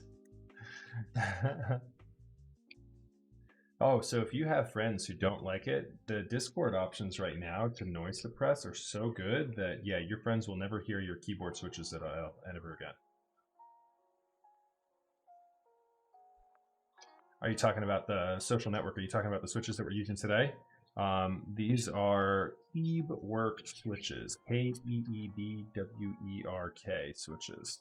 And so, yeah, noise suppression in Discord. You should try it. It's on the bottom right, next to like the go live buttons and all of that. You'll see like it's like a triple bar or something like that. Noise suppression. It is. You can also turn it on through your options. I believe you go into the settings panel, voice and video, and then you go to noise suppression in beta. You go to voice and video in Discord, and then noise suppression under the advanced within voice and video settings. Run that slider over to the right side to turn on noise suppression. It's nice. It's the same thing I'm basically doing right now in RTX voice, where like right now you guys can't hear my keycaps or anything. Like for example, right now I'm hitting my keycaps like crazy. You can't hear it. I turn RTX voice off. You can hear it now. So it's basically the same thing as that. I turn RTX voice on just when I'm doing streams pretty much, just because other times I want to hear my keyboard sounds in my microphone, obviously. If you really want silent tactiles, in your opinion, just go Topra. Yeah, that's always, I mean, tactiles are for Topra and Alps, in my opinion. But there are some interesting MX tactiles. Like I like MX tactiles. We've gone through a big trend lately where everyone is pretty much running super bumpy, heavy tactiles, and I'm not a big of a fan of that. These feel pretty nice actually. The bump is definitely larger probably than I would like personally, but it's not like a Holy Panda bump. It's not as huge. It's not like a Zelio V2 bump. And people like that. People like that large bump. But for me personally, I am more about the subtle, lighter tactility switches. So I like a good Ergo Clear. I like Mod M. I like what else is out there? I like browns. I like Greetech or Gateron browns. Vintage browns are a bit of a meme, but those are good too if you can find some. You know, there's a whole myriad of lighter tactile options that I feel like people are not into these days, and so get skipped over. But that's readily available to be purchased now in many instances, like, you know, and just because it's not trendy doesn't mean, you know, it might not be later. People, you know, people might start streaming about how like, oh, you know, you guys have liked all this stuff, but you know what's actually awesome? Mod M's. Mod M's were nicknamed God M's for the longest time. I loved those switches. It's the only switch I had like the, you know, you sit down at a Mod M keyboard and you're like, I'm typing faster. And I think I would. I think I was typing like 10 words per minute faster on Mod M's than I was on anything else. I like didn't strike anything by accident. My accuracy went through the roof with Mod M's, because it had just enough tactility to let me know when it was actuating, and a small enough tactility to really allow me to move quickly. That was my kind of switch. But I'm mostly linear. MX is for linears. Topra and Alps are for tactiles. I agree with that. You guys seen any of these new Topra HHKB cases coming out? The Zondat one, you have to kill 3 keyboards to get it working, or you have to kill 2 and then you buy this third. I think you have to kill 2 keyboards to get it to work. I have used Halo Clears, but never for long. Halo Clear is the only time they've made their way into my arsenal. I've been breaking them down to make holy canvas. Or holy chickies. Holy chickies I haven't heard from in a while. I don't think anyone really knows about those anymore.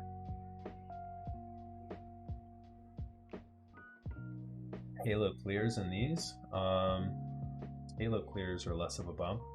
These are going to be more of a bump, and these are also silence. So definitely some differences there between these for sure and the others.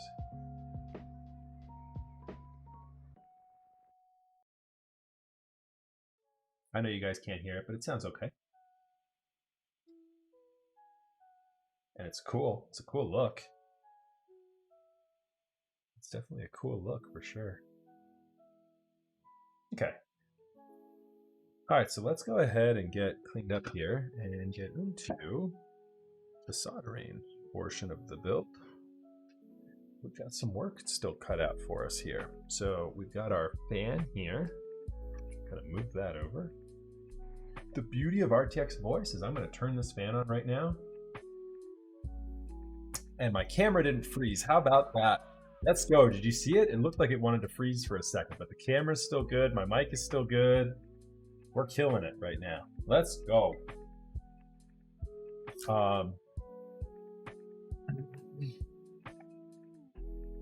We'll have to follow back up on that when I turn the fan off. We'll have to make sure that it doesn't mess it up. I am not. I'm using a GTX card that I have just hacked to work on RTX Voice. All right. We need our iron.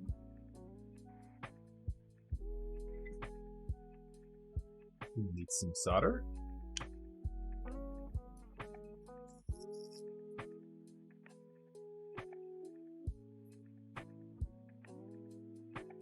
We'll need our sponge. I love this iron. I don't know if you guys have seen this iron before, but this is it.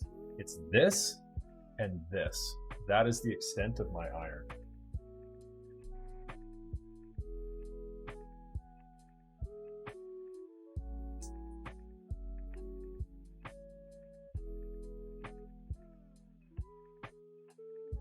Trying to make your own gamepad. You figured it would destroy a few switches in the process? Aw, you'd be all right. Take your time. You'll be good to go. Yeah, so it's super, super simple to get it working.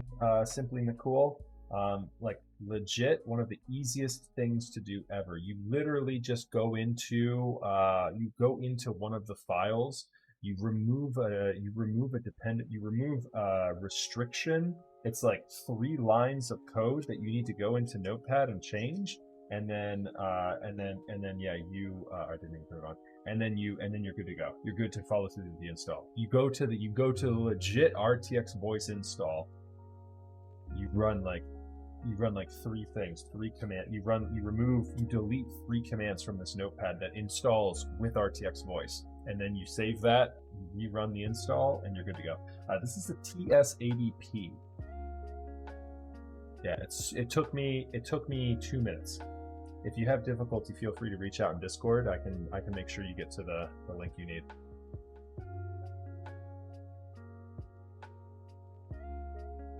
That look good, everyone?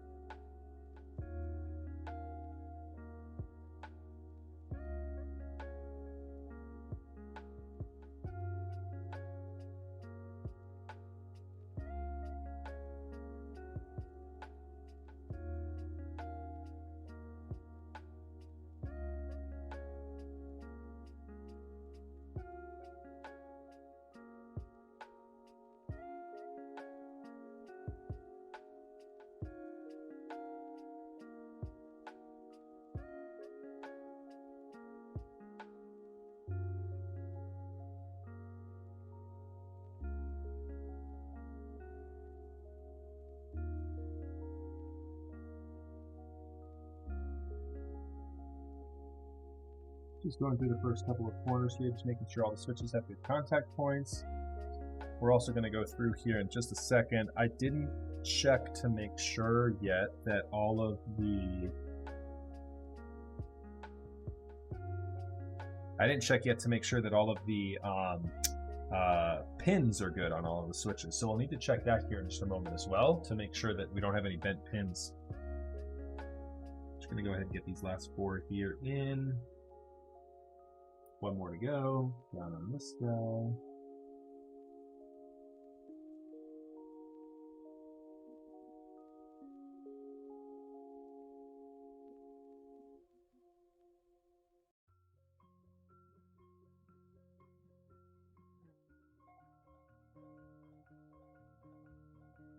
We're sitting pretty with this guy right now. It's looking pretty good. Okay. Let's go ahead and just give it a quick visual inspection here. See if I missed any of these prongs. I'm just looking to make sure that each and every single one of these guys is looking good. Let's see if my camera focuses.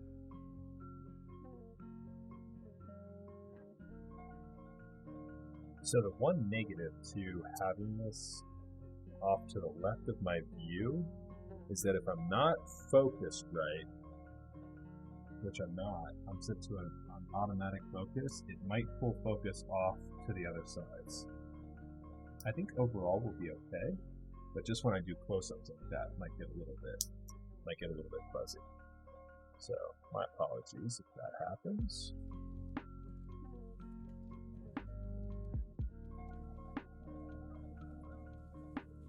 A couple of bent switch pins right now that I'm just resolving real quick, everyone. It's liable to happen. The way I install everything at first with the switches halfway in there, when I do the PCB, it's liable that you get some bent switches. This one's really playing nice. Let's swap that out. Good. Oh, pizza guy, there you go. Hey, good luck, man, with the exam tomorrow. You're gonna go kill it, dude. Have a wonderful evening, and we will see you. Hopefully, we'll see you tomorrow night, Friday night, for our giveaway stream. Talk to you soon, buddy. This is the switch killer. This one specific spot right here in our PCB is the switch killer. We've switched it up with a different switch now. It has been bent as well going in here.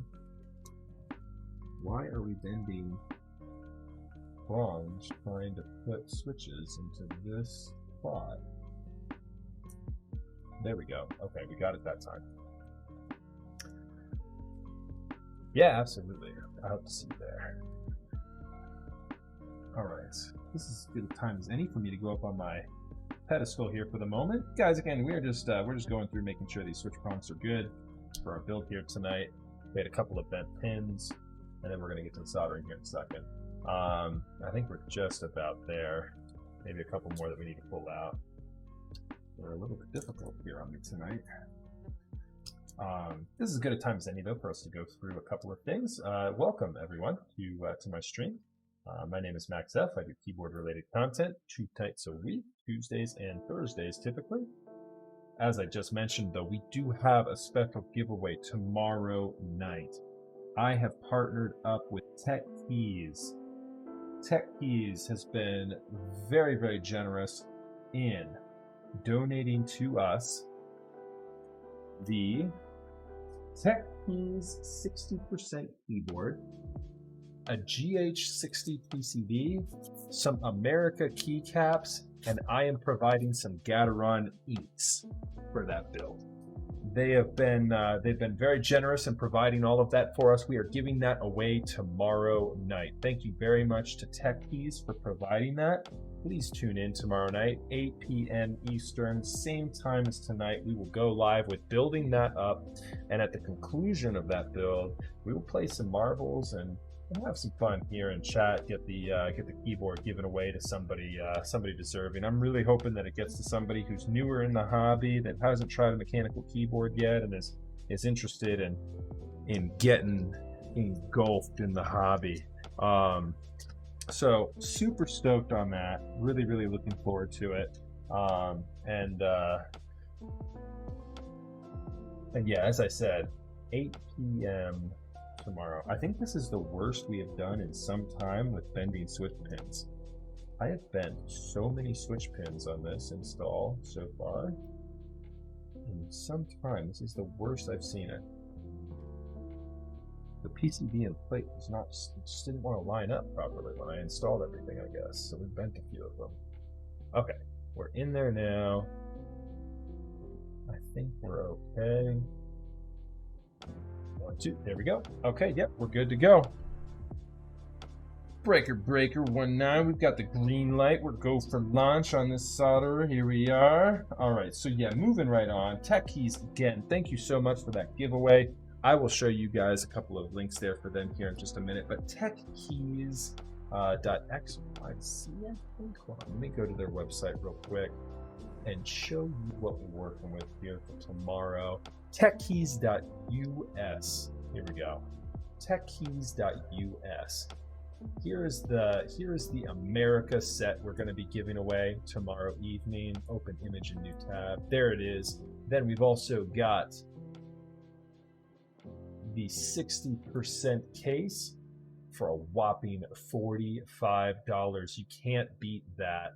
And then you've got the GH60 PCB for $35. So all in all, you've got a sub without switches included. You've got a sub $150 bill here. It is hard to beat that. Check out techkeys.us. Have a consideration for them if you're interested in going that route.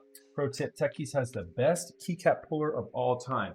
Well, funny you should mention that, Dale, because the winner of this giveaway apparently is going to get the best keycap puller of all time.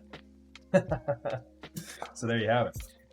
They included one of those as well as a sticker and a cool little Tech Keys pin for this giveaway. So yeah, so kudos again to Tech Keys. Thank you so much for providing this. Yeah, they are a purveyor of all things mechanical keyboards. There's the keycap puller right there. You got yeah, so lots of different options there on their website. Definitely have a look. They're being super generous with this one. I'm very, very happy to be giving one of these away. There are options out there, folks. I know you're looking at Mech Market and thinking to yourself, Dan, how do I get a custom keyboard without spending $500? Here's an option right here. And you might even get one for free. Tune in tomorrow night and find out. So, also, what's up, Dale? It's good to see you in chat still, my dude. Thank you so much for hanging out with us here tonight. Dale the Snail is just designer extraordinaire. I'm calling it. 2020 and the rotation into 2021 is going to be the year of Dale the Snail. You guys are going to know his name by the time this thing is up, if you don't already. If you don't already. You might already know who Dale is. Dale's got a couple of really cool projects on the horizon, as well as he's just a render extraordinaire. Like, if you guys haven't seen this guy's render work, Dale, toss a link to your social in chat if you didn't, dude. I mean, you got a lot of cool projects coming out. I'm working with Dale on a couple of different projects. I'm super stoked to be working with Dale. Really just a nice guy. All right, so anyways, moving on. Tech Keys, again, thank you so much. Giveaway for that tomorrow night. We are also sponsored by Zeal.pc here at the channel here, everyone. Zeal.pc is your location to find Zealios, Helios, Telios, Zeal stabilizers. They've got 205G0 on their website. They've got the crazy keyboards like the Xeno. They got all sorts of crazy designs and everything. You know, Zeal is constantly designing something. I'm curious to see what he's coming out with next. He's got these crazy like triple layer switches where you can do clicky, linear, or tactile all in one by modifying the leaf or the switch or something. I don't even know what he's got going on. But Zeal.pc, check out the website if you're so inclined. Use the referral link down below. That does get me a little bit of a kickback from your order. Goes a long way to helping out the channel here, everyone. I really appreciate y'all if you do that. This is an awkward switch to solder right here, right below the USB port. I don't want any solder or flux jumping into that. Okay, we are also sponsored by mintautumn.com. Links to mintautumn.com as well down below. Check out mintautumn.com. We have got the Rukia V2 Bluefi just about to be shipping out here within the next couple of weeks. I was talking to Jax. He was in chat the other week, or Tuesday, saying that he was working on packaging those right now. So keep your eyes peeled for that. Jax has also got a number of cool projects that he's working on here in the future. And I'm super stoked to be partnered up with Jax for some upcoming projects as well that are really going to be exciting. And so mintautumn.com, and the owner of that, Jax Static. Jax has been a long-time supporter of the stream. I think he's got currently the longest running streak of 17 months supporting my stream. I think that's also a good baseline for how long I've been streaming. I think I've been doing this for 17 months because that's how long Jax has been subscribed. So support mintautumn.com. There's nothing on his website right now, but bookmark it. Keep it on your favorites. He will have projects coming out, I guarantee you will be interested in. And so you are not going to want to miss out. Join his Discord, yada, yada, yada. You know what to do. Join my Discord if you haven't already. Exclamation point Discord in chat for that link there. We're constantly sharing keyboard photos, asking questions, giving advice. You know the drill. Subscribers to the channel get a special little role in Discord. So if you're subscribed, doubly join. I've been thinking about what I'm going to do with subscriber benefits. I think I'm going to give like a percentage off to subscriber benefits for build services. So if you guys are interested in having me build a board for you, and maybe I'll just do like a flat, like, you know, $50 or something like that for a build, or maybe, I don't know, make it something more reasonable. Max flat $50. That's going to be like as expensive as some of the other builds. Let's do something crazy for subscribers. I don't know. We'll figure it out. I'm not going to name the price yet, but we'll figure it out. Maybe like $40 per bill. Or if you're like a tier 3 or something crazy, you just pay shipping. Free build service. I don't know, we'll see. We'll figure something out. But yeah, that kind of segues me pretty well into the last thing I want to talk about. This, as well as many of my other keyboard builds I feature on stream here, are all client builds. So this is the last thing I'll talk on real quick. If you guys are interested in having me build a keyboard for you, again, join up in Discord, reach out, send me a message. I've also got a link to the build service there down below. You can also fill that out and I can email you if you prefer to go that route. And yeah, maybe this will be your keyboard next time I'm live. Hit me up. Let me know what you got working, and we'll have some fun with the next keyboard project you've got on your plate.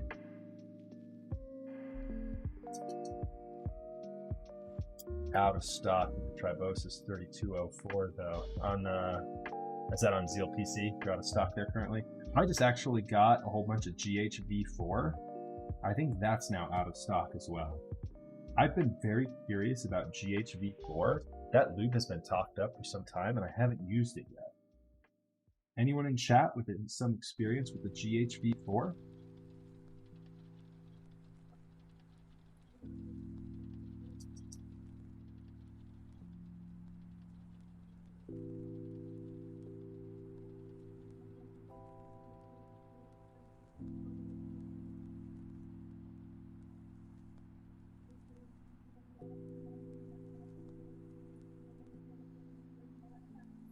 So there's a thick and a thin GHV4.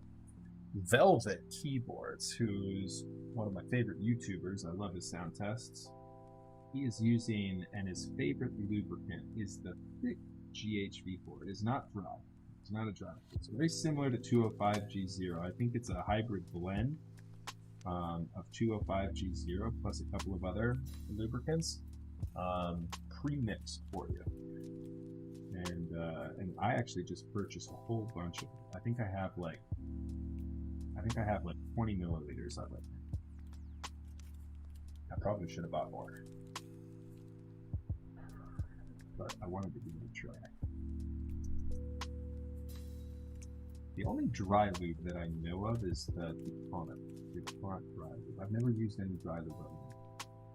And that I just used on Alps. That's my only experience with dry lube.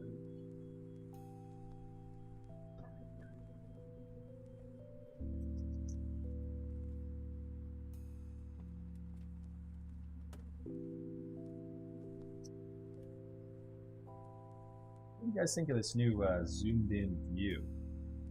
Is that working pretty well? Do you guys like that? This is actually the first build stream we've had this view on for. We've, in the past, used a more zoomed out approach. Focus looks like it's pulling properly. No? What happened there? You redeemed a highlighted message to send me a no with a sob emoji. Did I miss something? Or are you saying no, you don't like it?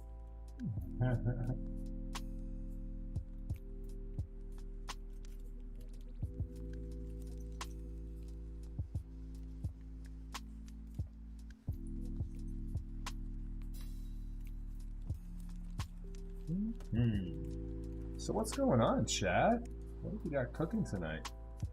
We got a saturated keyboard stream set up tonight. Is that what's up? Is there a lot of people streaming keyboard content this evening?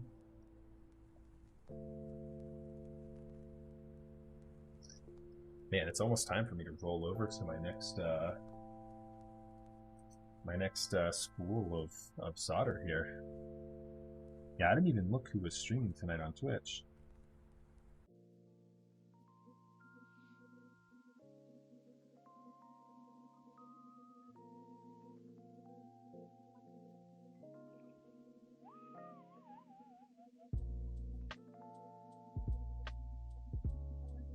Oh, nice, Solar Flare. That's what's up, my dude. A KBD8X. There you go. Did you get the aluminum? What color?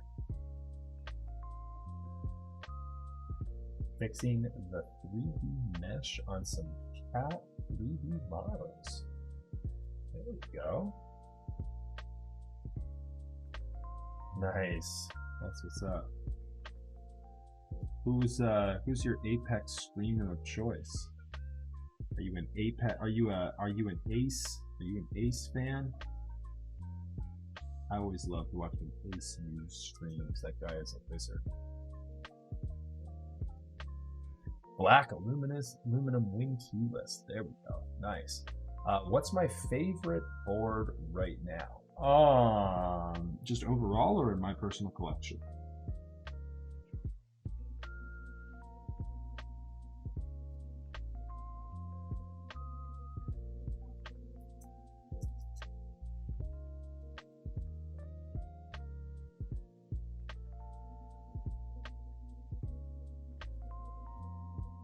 Yeah, he's been doing a lot of Valorant lately. That's true.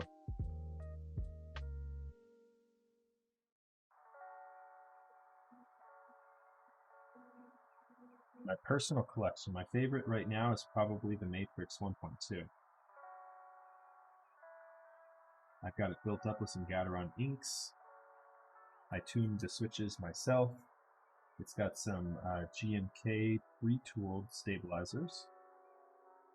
And I've got it dressed in the DMK boobies. Here it is, the 8008. That's been jumping back and forth between my daily driver pretty regularly lately. Any suggestions on do-it-yourself kits? I've looked at the Tofu 65 and the KBD 65 from KBD fans. Yeah, it just depends on what form factor. Those are two pretty different keyboards. If it's 65 and 75, if you're not nervous about dropping the arrow keys, those are a couple 60% I would consider. But yeah, it comes down to price and your preference and form factor. I like the KBD67 Mark II. I know that's unavailable right now and that the resale value of that thing has actually shot through the roof, but I really like that keyboard a lot. That looked pretty good. There was a 65% gasket mount that was just linked here a little bit ago that looked interesting, as well as the 65% ergo layout, the Vulcan. The Vulcan was linked earlier tonight on from KBD fans as well. That also looked interesting. Both of those kits were for $299. The 65% polycarbonate gasket, and then this, it's kind of a 60, 65. It's a 65%. The Vulcan 65%, kind of interesting. Yes, this is an IKEA chair. Yep, it's one of the only chairs that actually has a headrest large enough for me to actually take advantage of it. So this is my poor man's Embody. I do not have a Herman Miller Embody, nor do I feel like spending a couple $1,000s on a chair. And so this is my poor man's Embody. It works okay. Back support could be a little bit better. But the headrest is bae. The headrest is awesome. Oh. Yo, I lost my July has followed. Thank you so much for that. Appreciate that. And welcome. Alright, we are moving right along here. I'm excited for this Switch. Full disclaimer, this is not going to be the most audible Switch tonight. We are building this with a Keebwerk Tacit silent tactile switch. So the switch I will remark on its feel and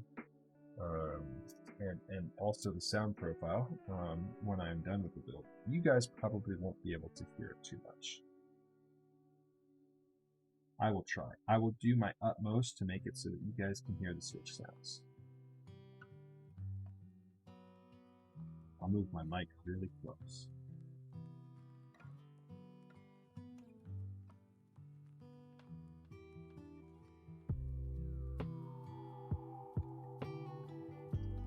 It depends on your budget. So I, in the past, recommended Heiko and Weller products, but I have since then. Yo, DJ Snot Boogie with the 5 gifted subs. Is that 5? 1, 2, 3, 4, 5. Yeah, thank you so much, my dude. Appreciate that. 3 gifted subs. You've gifted a total of 5, but 3 gifted subs this time. Thank you very, very much. I appreciate that. Thank you. That's very cool of you, my dude. Those sounds are definitely going to be a lot more audible now. I need to probably turn some of those off. I have sounds in Streamlabs turned up right now for you guys to chat so that you can hear TTS if you do the donation, but I probably need to fix that. We just changed that around a little bit, so I probably need to fine tune that a little bit for some of these subscription and follower noises. I've been threatening to do custom follower sounds for some time now. I really need to just get those done.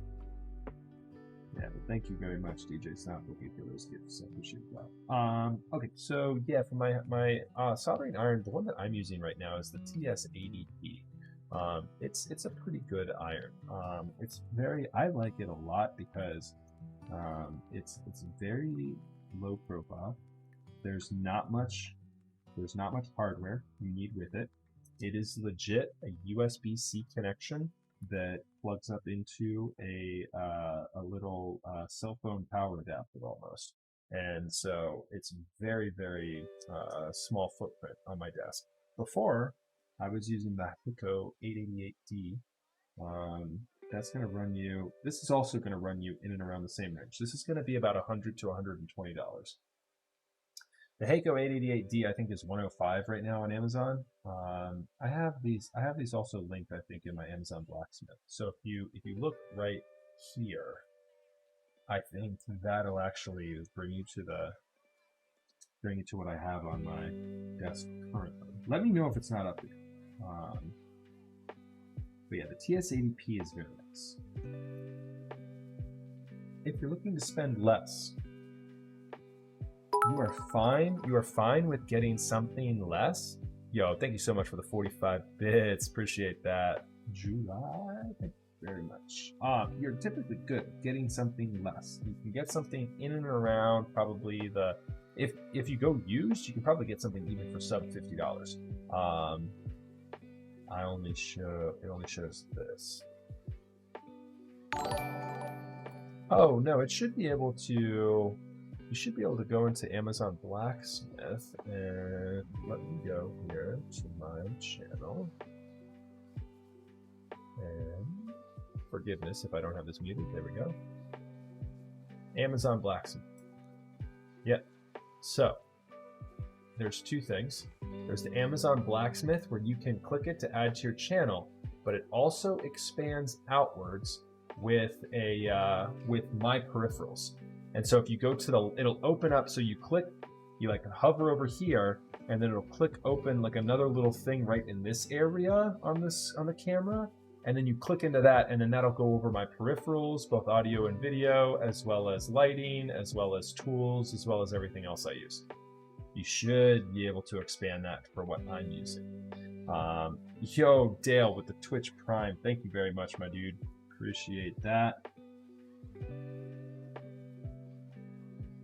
And so again, yeah, with soldering irons, cheaper ones, I have no issue recommending cheaper soldering irons.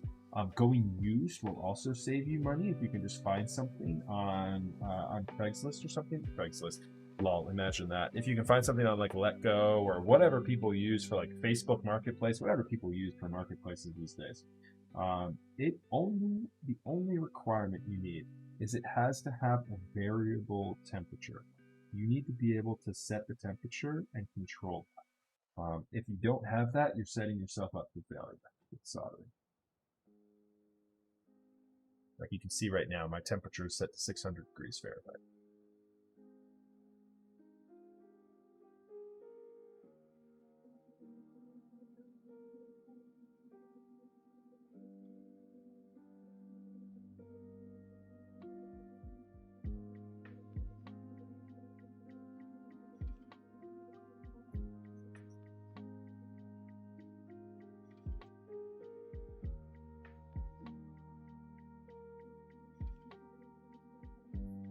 Yeah, so it needs to expand out to that extra button. Amazon Blacksmith is kind of kooky.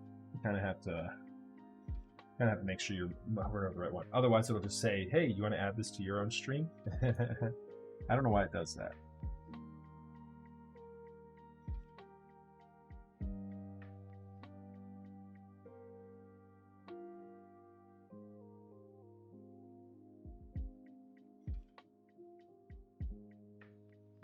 Yeah, so the way you get to it is if you go to like refresh the page, and you'll see like a mouse over that says, it'll have the smile. It'll be kind of like a pink to purple facade, and it'll have the smile. Here you go. Oh, I can't do it. I can't do push. So Amazon Blacksmith opens up, and you see the black, you see the gray smile and the crown. And then you see, when you mouse over it, you see the purple to pink gradient smile. That's the one you want. That'll actually open up the information of what's in my kit. And I try and keep that updated. I don't know if I've updated it since I got my TS80. I think I did. I think most everything is updated on there. What's the last thing I put? I need to update it now because I have a new DAC coming. But I don't even have that yet, so I can't put that on there yet. Yep. There you go. Glad you found it. Yeah. And yeah, let me know what I have in terms of soldering irons on there. I do still have the FR301 vacuum, but for soldering iron, I did switch from the 888D. I still recommend the 888D. It's still a very good iron. Very consistent. I'll tell you real quick too, one other thing about the iron. So the 888D, and I keep this just because I want an extra one, just in case the TS80P ever fails. It always is just good to have extra, you know, in terms of soldering irons. But yeah, the footprint for that is much larger. It has a larger brick and everything, and so yeah, takes up a bit bigger footprint on my desk. But a couple more differences. So this guy right here, like look, for example, I can touch this part of the metal. I can take this guy out and I can swap tips. This part, very hot. This part, completely cool to the touch. It's a 3.5mm jack. And yeah, completely cool to the touch right here. And so I can actually remove this. It's also hollow in here. This is a hollow tipped iron. And so my Hako 888D takes about 10-15 minutes to cool down fully. This guy cools down probably within 5 minutes. Cools down much faster. Heats up probably around the same. The heat up for all of these, you know, $100 plus minus irons is probably like, I mean, we're talking like 2 minutes, 1 minute. Well, shit. It probably heats up within 30 seconds, if that. Hako was the same way. The iron heats up almost instantly. That's cleaning my iron. It's getting all the burned off flux and elements on the iron right now, and it just keeps it so that the solder flows nicer onto my iron. As I keep getting bits and everything, like, you know, flown onto my tip, heat transferal is not as consistent. So I've got a couple of tips. The tip I recommend you use for this kind of work is the TSD25. TSD25. That's what's actually on here right now. The tip that it comes shipped with is this little needle tip. I've never used it once. As you can see, my tip is much thicker. I like the thick boy. The thicker it is, the easier it is to work with through hole soldering. So I've just never even used that tip. That's the one that came with the one I have.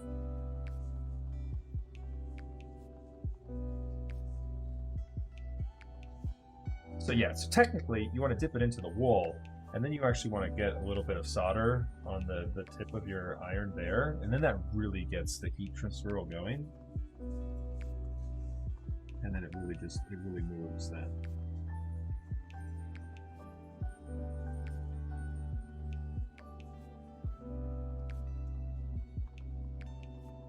Don't shortchange yourself on solder.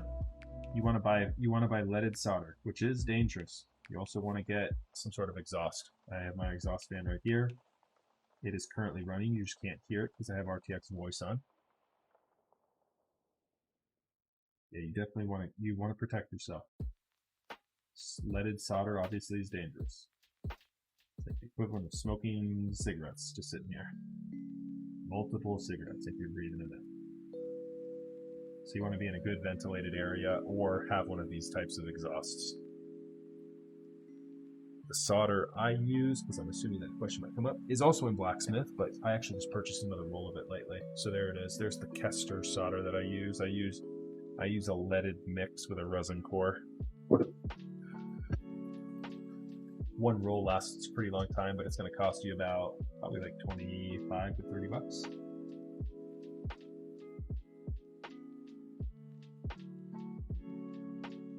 But it lasts you a long time. I mean, I do keyboard builds. I've probably built about 100 to 150 keyboards right now. I know I'm over 100, and I think I'm less than 150. I have only gone through like maybe like 1.5 rolls right now, like probably like 1 3/4 rolls, and so that'll be my 3rd roll. You do not use solder that much with this, and that's with doing repair work. Like that's with doing like a whole bunch of other small little work too in between. Is any fan going in the room near you decent enough? Is any fan going in the room near you do something rough? Oh, yeah, just in general. Yeah. If you're doing, okay, so if you're doing this professionally, get an exhaust. If you're doing this, just for a single build and just you're gonna be doing it one time, yeah, just have open up your window and just have a fan pushing across your desk so that it just moves the fumes across your desk. Totally fine. So this the only difference, this is doing just that. It's just it's pulling all the exhaust this way, and it's exhausting out that way. And there's a carbon filter on it so that you won't see any fumes pushing out this way. It actually filters about 90%, I'm assuming, of the dangerous fumes and pulls them away from me into that exhaust. Here, hold on. You see my tip?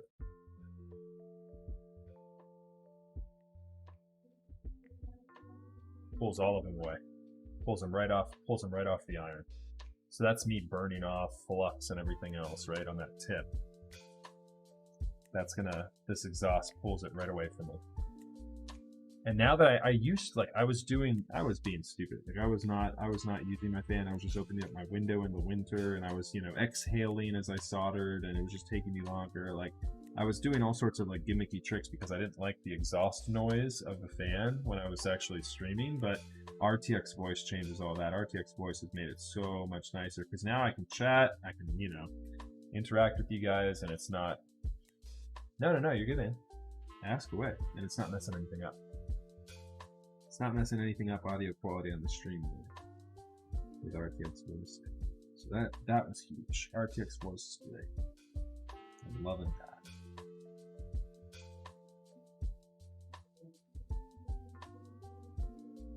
Oh yeah, we are just about at the tail end of this build. Almost time for us to dress this thing up and get our typing on.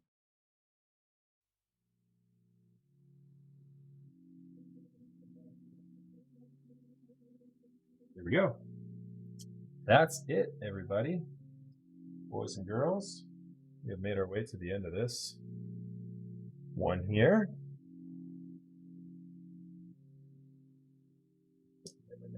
Where's my, there it is.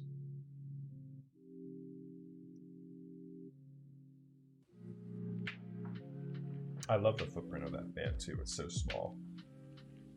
It's small and it works great for what I need. Accomplishes everything I need. Okay.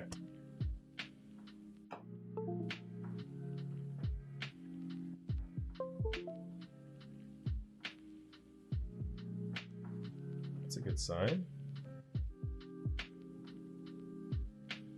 Okay, let's go over here.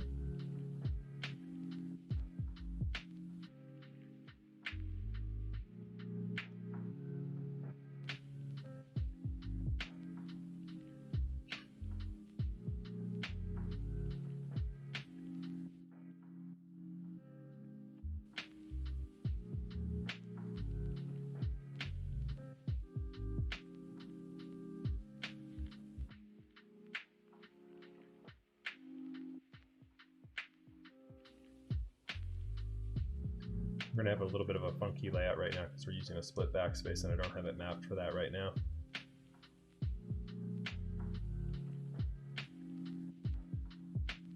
Ultimately, we're gonna move backspace down and we're gonna have a pipe and a modifier there.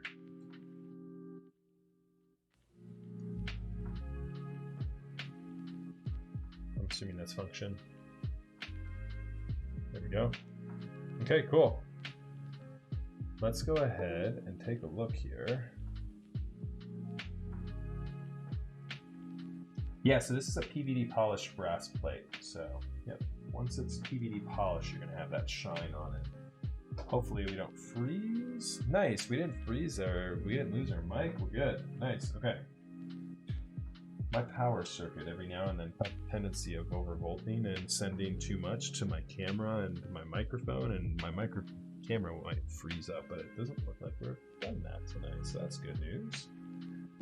Oh yeah, and I just looked at Twitch. My God, We have so many people streaming right now tonight. My God, we've got Top Clack, Pudsey, Andy, Franco, Merlin, DDD, Klein, and Keone. Ooh. It is, and Lang is streaming too. Lang is streaming Call of Duty though. We've got a stacked night of people doing keyboard stuff. Yo, what's up, Justin? Wow, that looked fast and easy. What's up, Social Network? Oh, are you talking about the total build? Yo, and Enigma Keyboards up in chat. Yo, what's up, Enigma? Good to see you, my dude. How's everything going?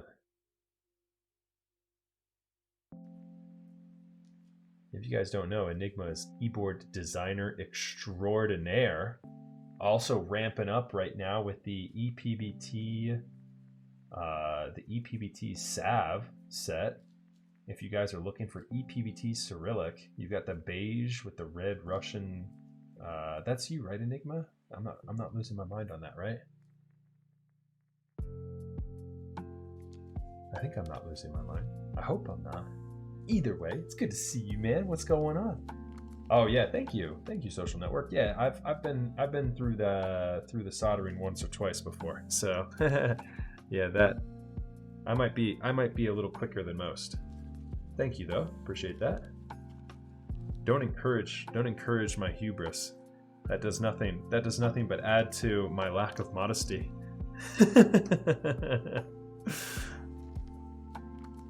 Take a little sponsored Deer Park water break. Just kidding.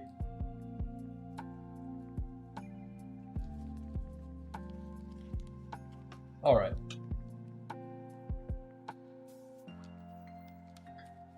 Here we go. All right, what are we doing next? We're gonna get a little bit of a review on today because we're working a switch that I haven't seen reviewed yet. That Tacit switch. Let's give this a try. Okay, let's do this. Let's go ahead and get rid of this stuff. We're gonna clean up just a little bit and get ready for the typing test here.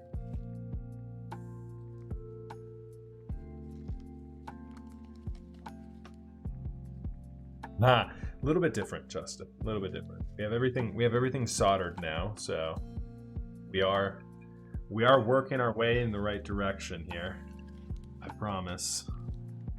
We're just about to get this plate mounted as I closed up my hardware that I would need to mount, or close up my tools that I would need to mount said hardware.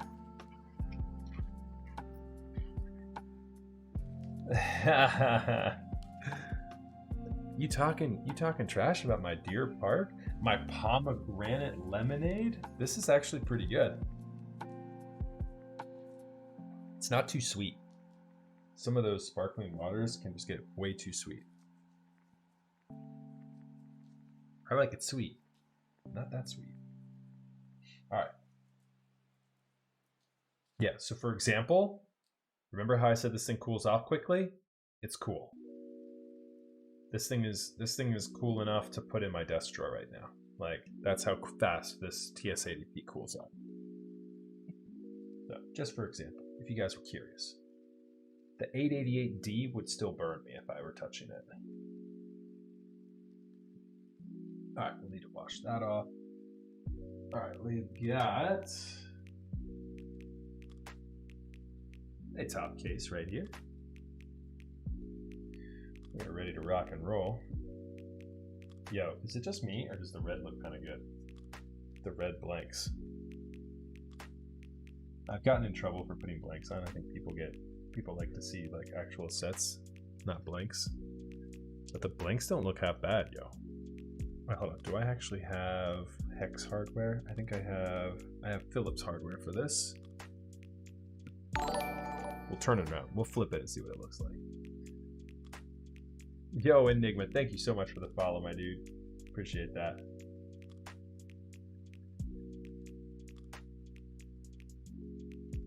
I just have extra. I think this is just extra. I think that's just extra hardware because I legit I have all this hardware here too. No reason to get out more hardware from the bag. I think that's just extra plate mounting hardware there. Okay. Not too many torques there to get that thing in there. All right.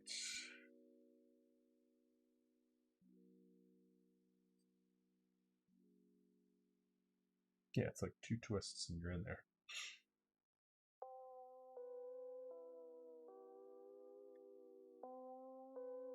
Is the E7V1 on VIA?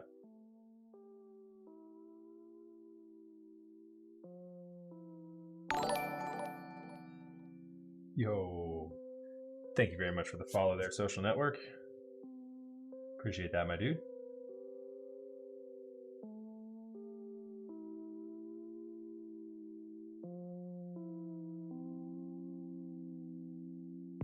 We are just about there. I hope you guys are fans of green. When you tune your switches for your personal builds, do you prefer heavier or lighter on the 205? Well, it depends on what I'm lubing. I generally go lighter with my finer linear switches. However, if I'm using something like, you know, a cream or an ink or, you know, maybe one of these newer like alpacas or something like that, I'd probably test it, but I'd probably go heavier. The pink silicon Rama 8008 cap look really nice on 1.2. I don't have that. Ooh. I don't have that pink silicone cap.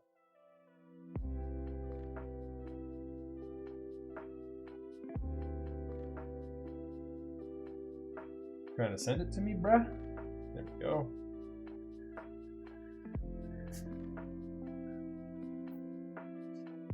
And I'm pretty sure I can be deft enough now to where we don't have to worry about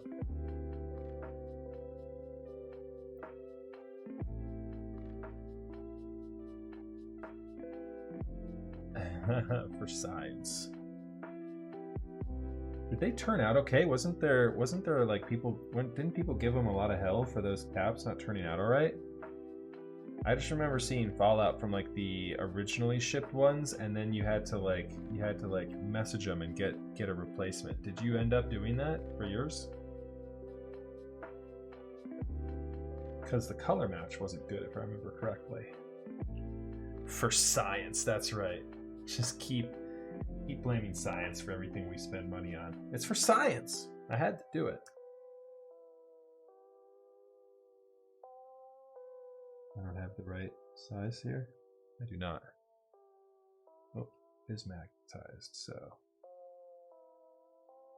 I went one size too large. These are tiny. If I remember correctly, these are tiny little hex screws that you have to be careful with so that you don't strip them. I think I remember, if I'm remembering correctly, I have had to use a screw extractor on the E7V1 in the past. Is that right, Yeffy? Did we have to use was it yours? Did I have to use a screw extractor on your E7? Green not draped enough, too foresty. Yeah, I can agree with that, Dim. I can agree with that. Too foresty on the green. I actually have a green myself that I am working into a build, if I'm not mistaken. That was so nerve-wracking, Yeffy. I legit had a power drill, and I was bringing a power drill to the hardware on your E7. We ended up getting that thing out of the fire, but man, that was scary. Power tools and keyboards do not mix, people. Why does this guy feel like it's not wanting to catch? There we go. So yeah, I am torquing this very lightly. I'm not doing too much here. All right. It's looking pretty dope. Look, you can see my light box. My camera, boom.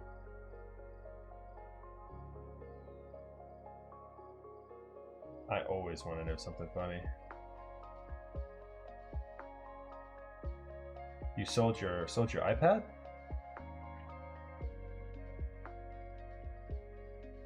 Yo, okay, real talk.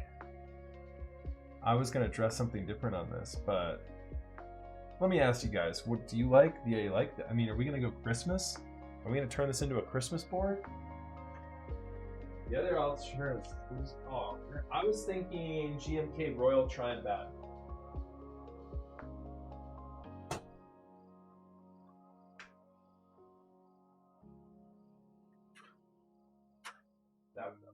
This might work though. Do you guys want to do Royal TA?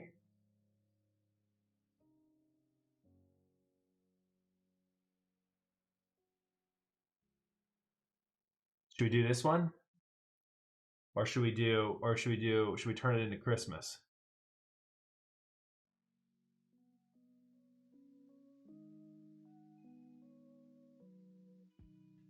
Okay. Royal it is.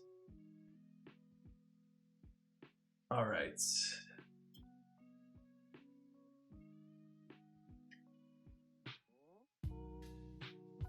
Okay. Cool. Going Royal, baby. So these are my, Justin, I don't know if you were around when I was testing the stabilizers. These are my beater caps now. So I can make sure I've got all my switches in straight. Oh, speaking of getting switches in straight, this is a split backspace, so I need to grab two 1Us and make sure these guys are straight.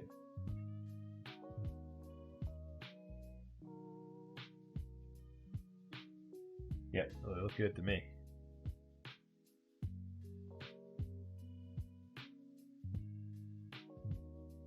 No. Are they straight?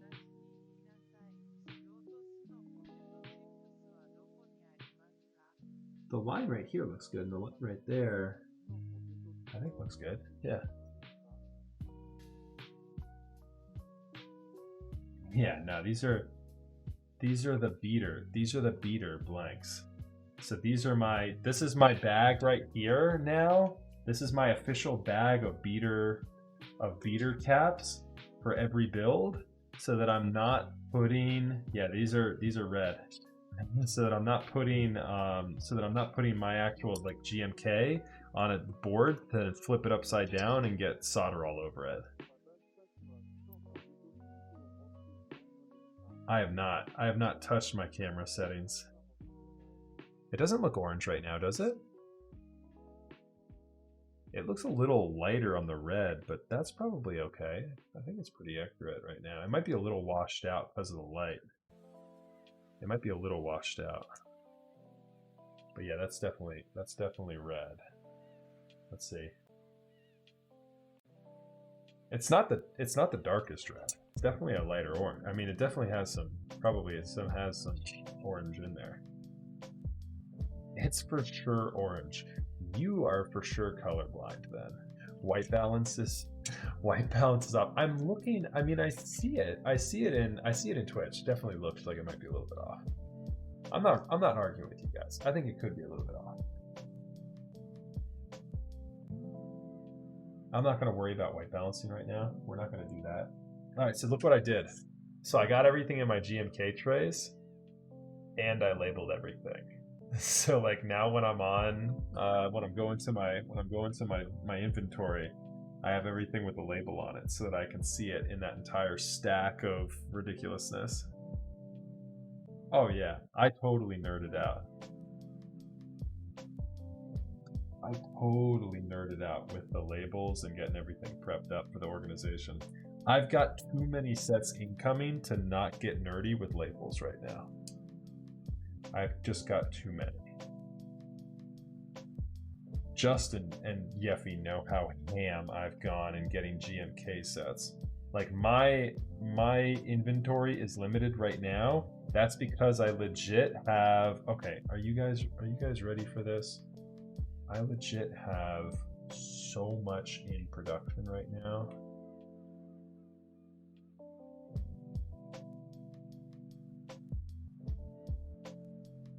Yeah, Royal is an awesome set. I love Royal.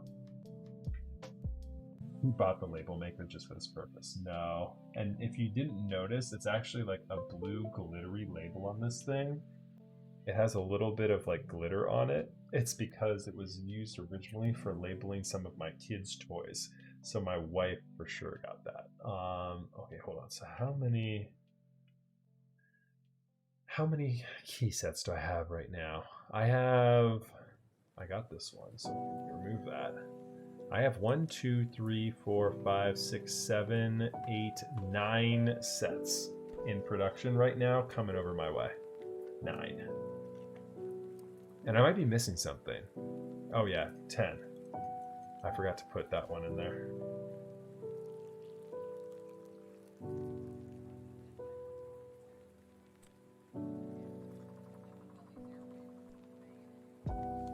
I have caps lock stuck on my computer right now, which is a pain in the butt. Yeah, there's way too much. I've got way too much in production right now. It's crazy. Did I put Masterpiece on here? I did. Okay, I put Masterpiece on here. There's a lot of key sets I'm tracking right now too. This is dangerous. I'm going way too deep in key sets. I'm like hooked on collecting GMK again.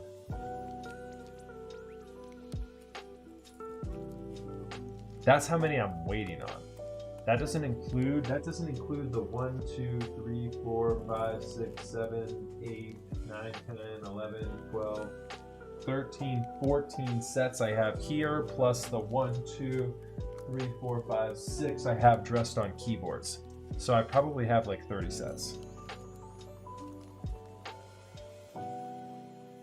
Yeah, I have a problem. I get it, fam. I have a problem. Alright, I need a pipe. And I need a delete.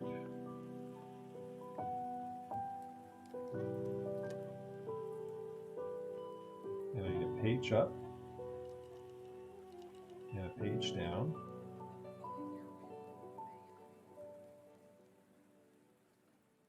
Let's do print screen. And let's do print screen, and then what should we do also up there? Maybe like a home key. Go home key. We'll figure it out. We'll figure out what we're going to put up there in a minute.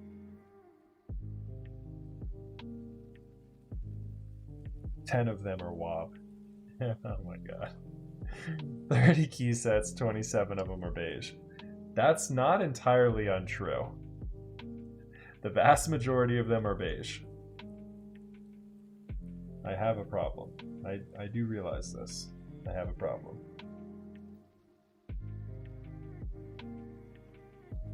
I am getting better. I am definitely getting better.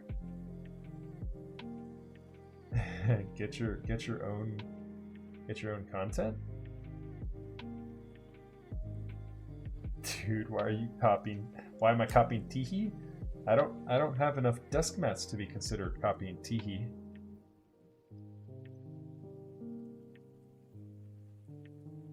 This dude is straight up ripping off Teehee types. Dude, who's this Teehee types guy you're talking about? Who is that? Does anyone in chat know who that is? I think we're being trolled, fam. Tuhu. Is it pronounced Tuhu? Probably a DQ alt. Ooh. DQ doesn't have time for that. That'd be too much effort for him. DQ is a shit troller. Tuhea types? He's Hawaiian now. I'm assuming he's not being serious, but if you are, okay, buddy.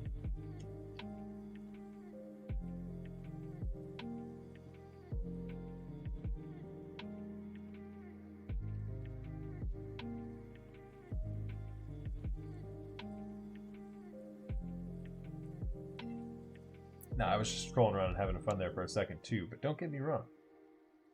I'm a fan of Nathan. Nathan and I actually started streaming around the same time.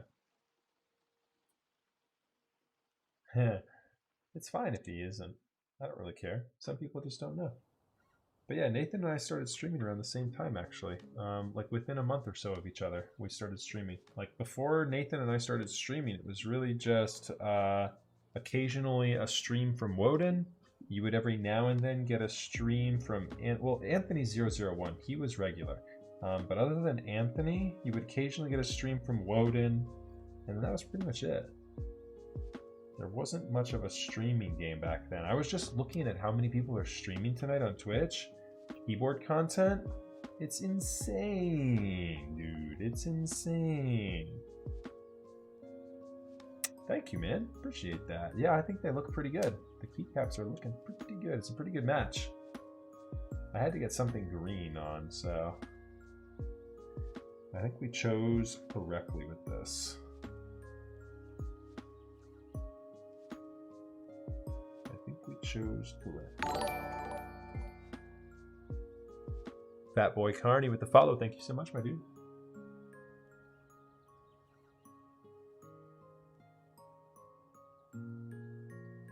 Yeah, so I did. I took a break right when a whole bunch of people started coming into the hobby.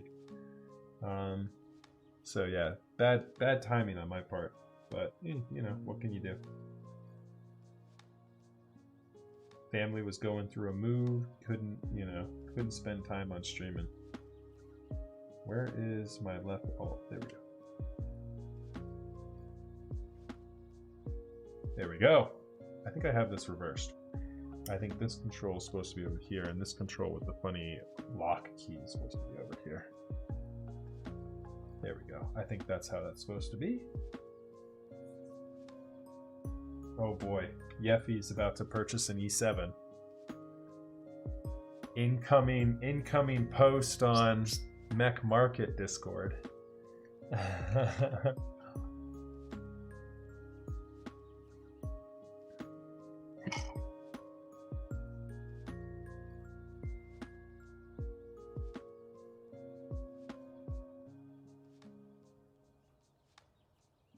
Okay. We need arrow keys. I almost forgot. I'm like zoning out here. Arrow keys would probably be very nice for this. And then we also need to figure out what we're putting in the top right.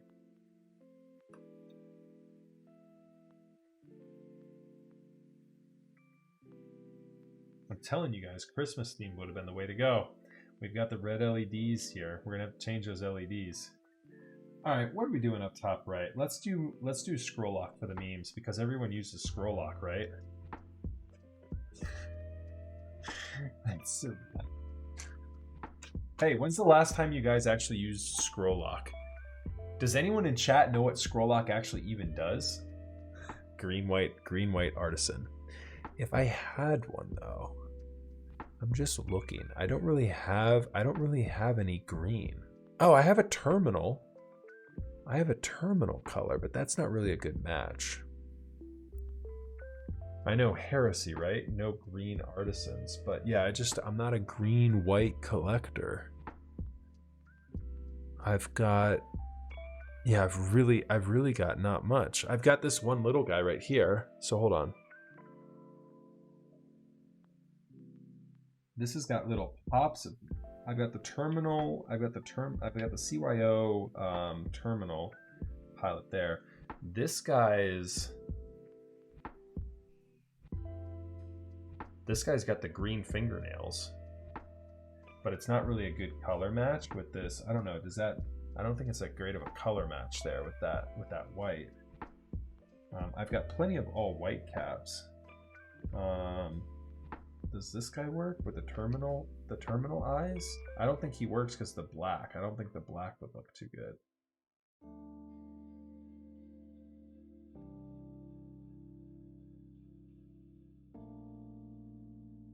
What do you guys think? Should we do this one?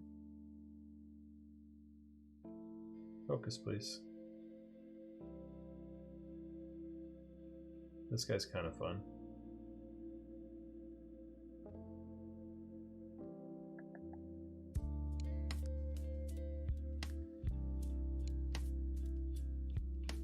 Top right, green goggles. Yeah, that's what I'm wondering. Should we do him right here? Let's see how he fits.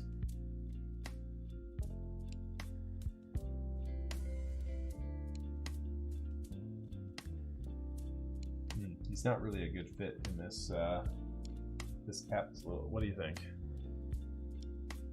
Scroll lock it is.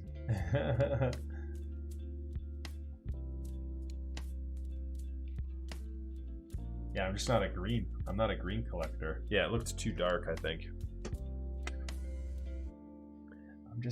I'm not one with the green. Okay. All right, so we need to go ahead and do some homework here real quick. Let's see what we got in terms of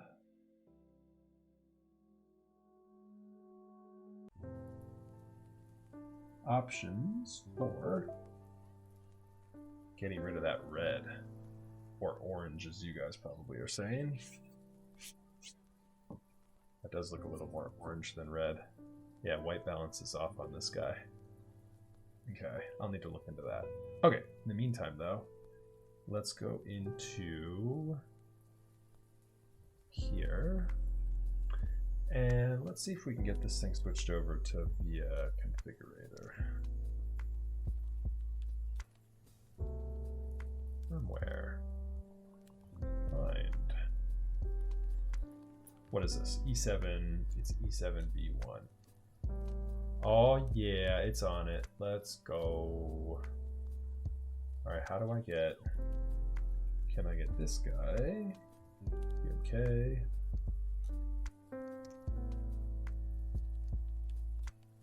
Red. It is very red right now. I do know this. I am aware that it is quite red.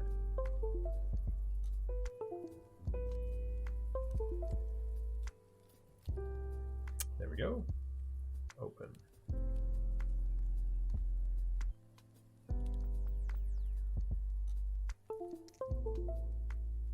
All right, we're on VIA now. At least I hope we are.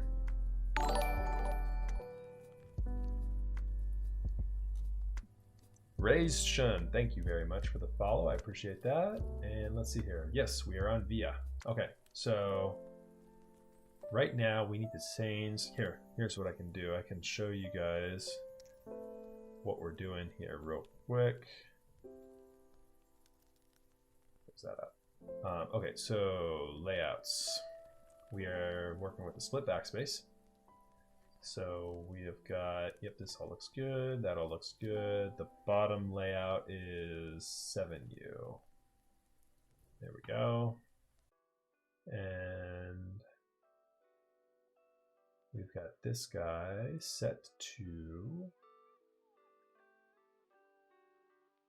let's do this one is, that could have been delete too. That's not bad actually. Delete there instead of scroll. I just got a joke key up there right now. I don't even know what we have on that thing. But yeah, let's leave that delete. I like that. That's not actually a bad idea. We'll do a dedicate. We already have a dedicated tilde, so we need to figure out what we're gonna do here. So this is the pipe key actually. So we're gonna do that there. This guy is actually backspace. So we're going to do that there. Page up, page down is fine. I like the mouse over there. Control, caps locks. I mean, we can do this as a control as well. We won't mess with that for right now. We'll ask Rich what he wants, but that's the backspace now. This can also be backspace, this delete key here, or we can set it to delete. I don't know. I mean, we'll just leave it like this for now. Let's go over to the lighting though. And that's what I'm controlling now, as you guys can see right here. So let's go with a color more along the lines of some green. There we go. Boom. And we are good to go for now on the keyboard. So there you go with the LED plugged in. There you all have it. And I'm going to go ahead and unplug it. Yeah, the stems of the, stems of it are matching as well. Yep, so it did. It turned out really nice here. We've got a good match overall with the keyboard, with the keycaps and the switches, everything looking on point. So there's the build for tonight, the E7V1. That's right. What's up, YouTube? Oh man, you guys can see it's like infinite mirror effect right now in the camera.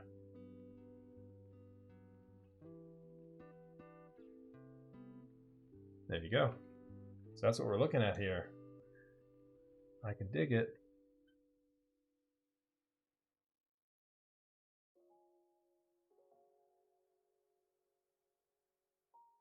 Disable. I love it, but it does not twist well. It does not like to be twisted. Okay. All right. It's because of the TechFlex. TechFlex makes it very thick. All right.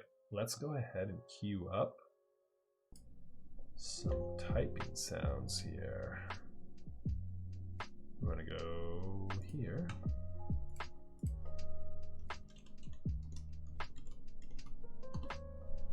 I never get used to, no matter what I do, I never get used to split backspace now. I just don't ever use it. All right, let's do, I think we're right here. Okay. You can't wait to hear the sound or lack thereof. All right, so here we go. Let's go ahead and mute that.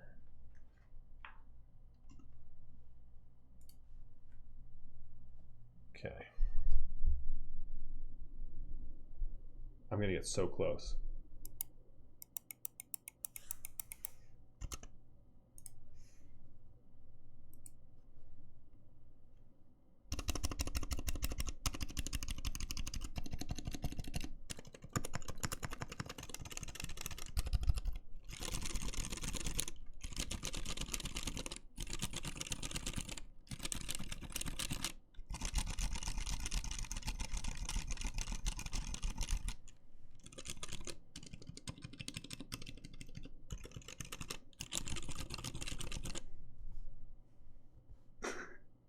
It is typing, no audio feedback.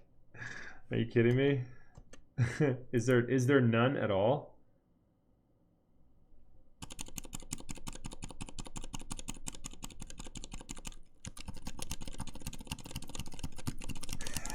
It's a silent build, guys. I'm sorry. I'm so sorry. Oh my god.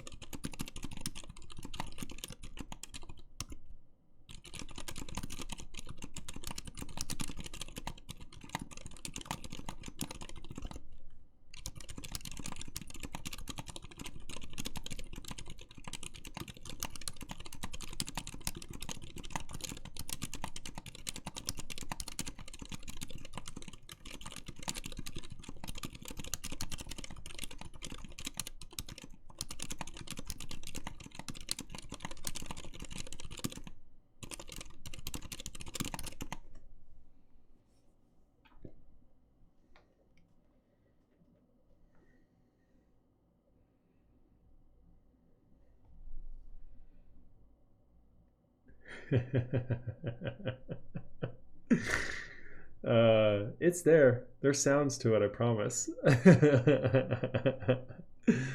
Oh my god. Okay. So let me talk real quick about the switches. And let me listen to them here for a minute. Let's give you guys another listen.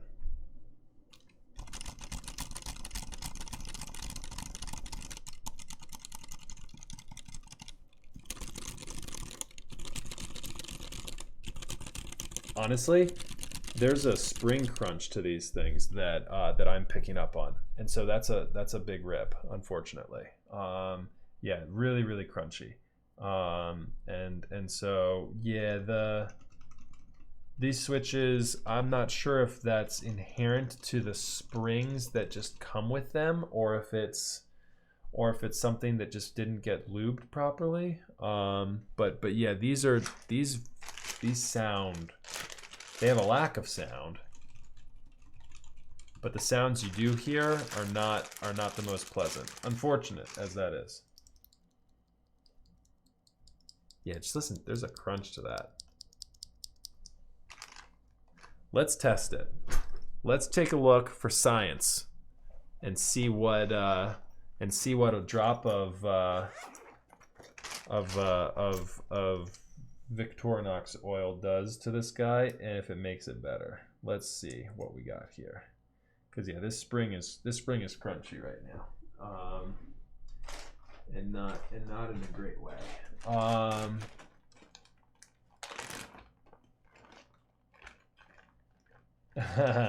Well,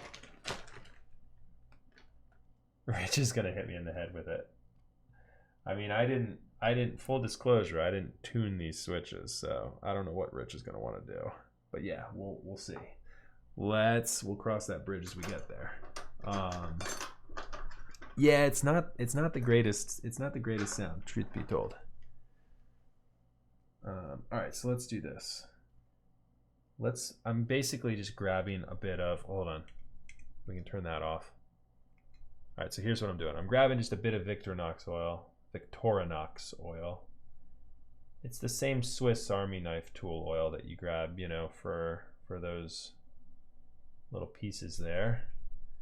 And we're gonna just paint this spring here and see if it sounds any better than what we had just a moment ago. I've got plenty of extras as well. These are my favorite type of springs. These are the Pilot G2 pen springs. You have to cannibalize a million Pilot G2 pens and put them in your switch.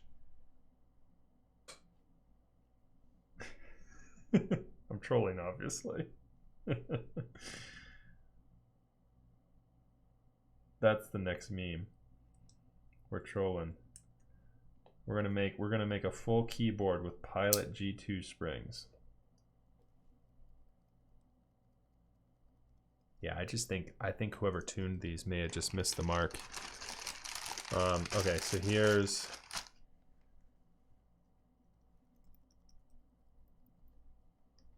oh god. Yeah, so here's one that I did not tune. Do I have music off? Oh yeah, thanks. Thanks, Yeffy. So there's one I did not tune. And here's one.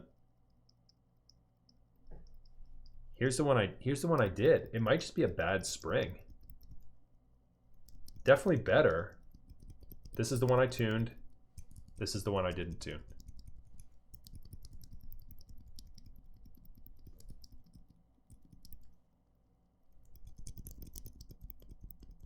Tuned, not tuned. Both are underwhelming. I mean, you hear the crunch with this one.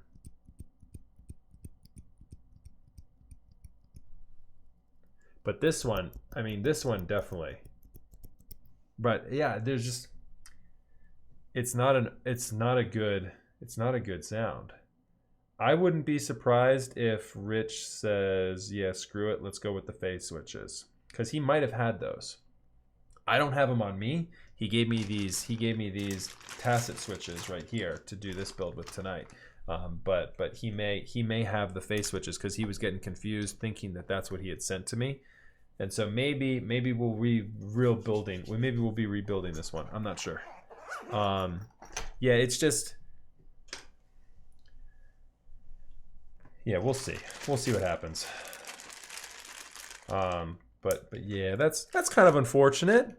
It's a drag. Not every board I guess you can build is fire, but yeah, we'll figure something out. We'll forge on ahead and get Rich some other options in here. We'll figure it out. Rich is a homie.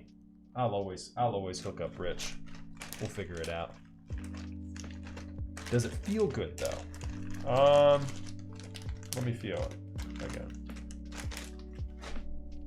Let's feel it again and see what we will think. At least we have scroll lock.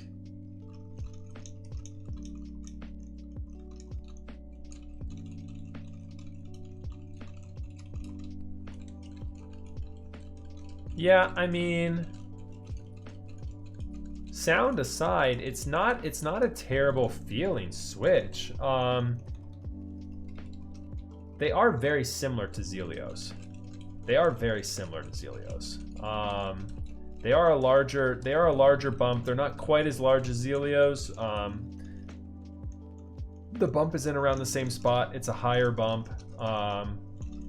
So it's not a bad feeling switch by any means, but But yeah, it definitely needs, it definitely calls for a spring swap. You would for sure need to spring swap it, and then you're changing the feel of the switch too that I'm working with here right now, and so all bets are off then at that point. I don't really know, you know, a spring weight in a tactile switch changes the constitution of that entire switch, changes the tactility, the feel, everything about it. And so I can't you know, say that if you get this switch with a lighter spring, it's going to be like, yep, we're there, you know. And so I'd have to do some more testing on it to see what fixes this thing, if a spring swap even does fix it. I would assume it does. The springs just seem like they're garbage by default. So anyways, we'll return to this. We'll probably have a follow-up onto this one on another day. But yeah, it's a shame. It's a shame because it looks good. It is a good looking board for sure. Look at that mirrorless plate peeking through on the in between the keycaps.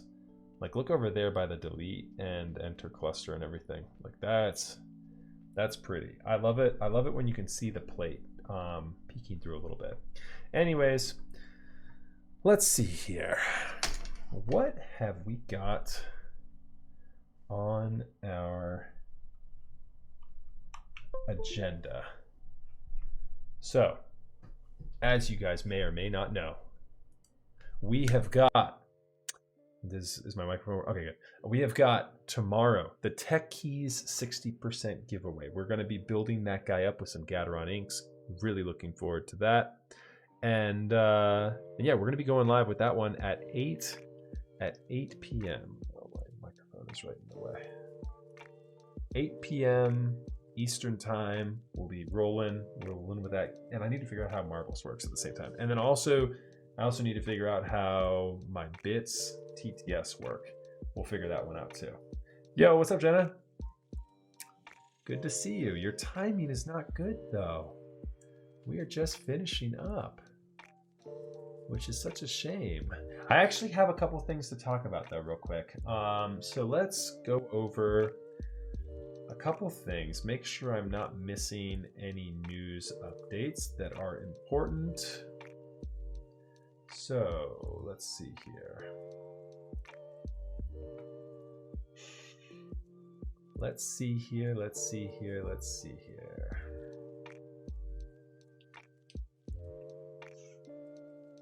I get that right? There we go. Okay, so we already went over, someone was asking me about this. I wanted to go real quick and I wanted to check in on upcoming buys. Yeah, so Enigma was in chat earlier. That's classic retro Cyrillic, it says. I wanted to make sure I wasn't missing anything. Okay, so upcoming boards, previous sets. Yeah, I had that added. So I've got Rouge coming. I've got Nord coming. I actually skipped out on Modern Bilge this time around. I've got Red Samurai coming. Who's got a Haman? Someone needs to send me a Haman set. Yeah.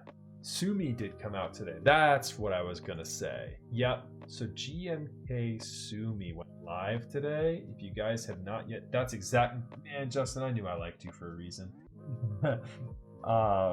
Marbles is super easy. Yeah, we're gonna be doing, and I should add to the giveaway too for tomorrow. Hold on, I need to update the giveaway command. So the giveaway command you guys have been using tonight is for my personal giveaway at 1,000 followers on Twitch. We've got a giveaway tomorrow for a Tech Keys 60%. The America, here, hold on, let me just do this. This will be easier than the command. We got the Tech Keys 60% keyboard case, a GH60 PCB, and the America keycap set, which is right, do I have it? There it is, which is right there. So we are going to be building that up with Gateron inks, and I will be giving that away tomorrow on stream. So definitely tune in for that. But yeah, if you guys have not seen it yet, GMK Sumi just started this week. I think it was yesterday, right? It is. It's like Top Gun. My way to the danger zone. So I love this set. I really like how clean this set looks. I love that novelty key. Really, really clean. I love the desk mats that are included within this set. I'm going to be quick on this. I love this bonsai. I love the sakura. I love the koi. The ghost koi looks kind of cool. But very, very nice set. It looks good on renders, like everything. Everything about the set is just looking clean. Really, really clean. I love it. So yeah, definitely going to cop one of these. Something to consider. It's available now on Project Keyboard for $135 for the base kit. Got to get those novelties too, in my opinion. I'm gonna go with the base, the novelties, probably bonsai, maybe sakura. I'm gonna do one of the others. I don't know. I don't think I'll do both. What do you guys think? Do you guys like sakura or bonsai? I'll probably not do both. I think personally, I like bonsai more because you have your keyboard here, and then you have your mouse over here. I think sakura, a little bit of the aesthetic gets lost. I think bonsai will be better, and then that ghost koi. That ghost koi will be dope. Your keyboard's gonna be over here, and then yeah, your mouse over here. Yeah, that'll look great. Really, really, really, really aesthetic. I like that a lot. Yeah, if I had to go with one, I would just pick bonsai for sure, probably. And then yeah, the base kit and the novelties. Ooh, so clean. So clean. So consider GMK Sumi. Looks really, really good. Project Keys if you're in America. You've got the other proxies here: Desk Hero, Z Frontier, Candy Keys, Ocean, and Switch Keys for Australia and around Australia, Oceania. All right, fam. Well, yeah, we are right at the tail end of streaming here tonight. Thank you so much for tuning in this evening. We're gonna find somebody to raid, so don't go anywhere just yet. We've got so many people to raid tonight. Oh my goodness. What have we got going on? Who is doing what? We've got Keone, we've got DD Decline. What do you guys think? Who should we raid tonight? I'll open it up to you, chat. What do we got?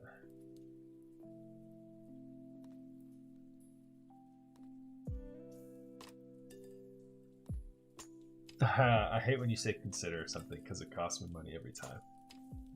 Well, I'm not in the I haven't really been in the game of not recommending things lately. The only things I show you guys on stream are things that I'm personally excited about. And so I should do like an actual, you know what I might do next week? I might do an actual just like news roundup show where we talk and chat about just all things in general news, and I can get some links in there too that I'm like, don't get this. Be just a shitter on stream for a little bit. I typically don't like, sorry about that. I typically don't like grabbing things if it's not something I'm excited about. Let me close that down. I don't need to have that email up anyways. So anyways, all right, let's see. Who are we rating? Mech Merlin? Mech Merlin's desoldering an H87 right now. Pudsy's doing an interest check review. We can get some news with him. What have we got here? Let's do Pudsy or Merlin. What do you guys think? What do you guys think? Let's do Pudsy. Yeah, let's do Pudsy tonight. I think we just rated Andy last week too. So we're gonna do Pudsy tonight. We like rating Pudsy too though. Let's see if I can get this opened up properly. Channel dashboard and played.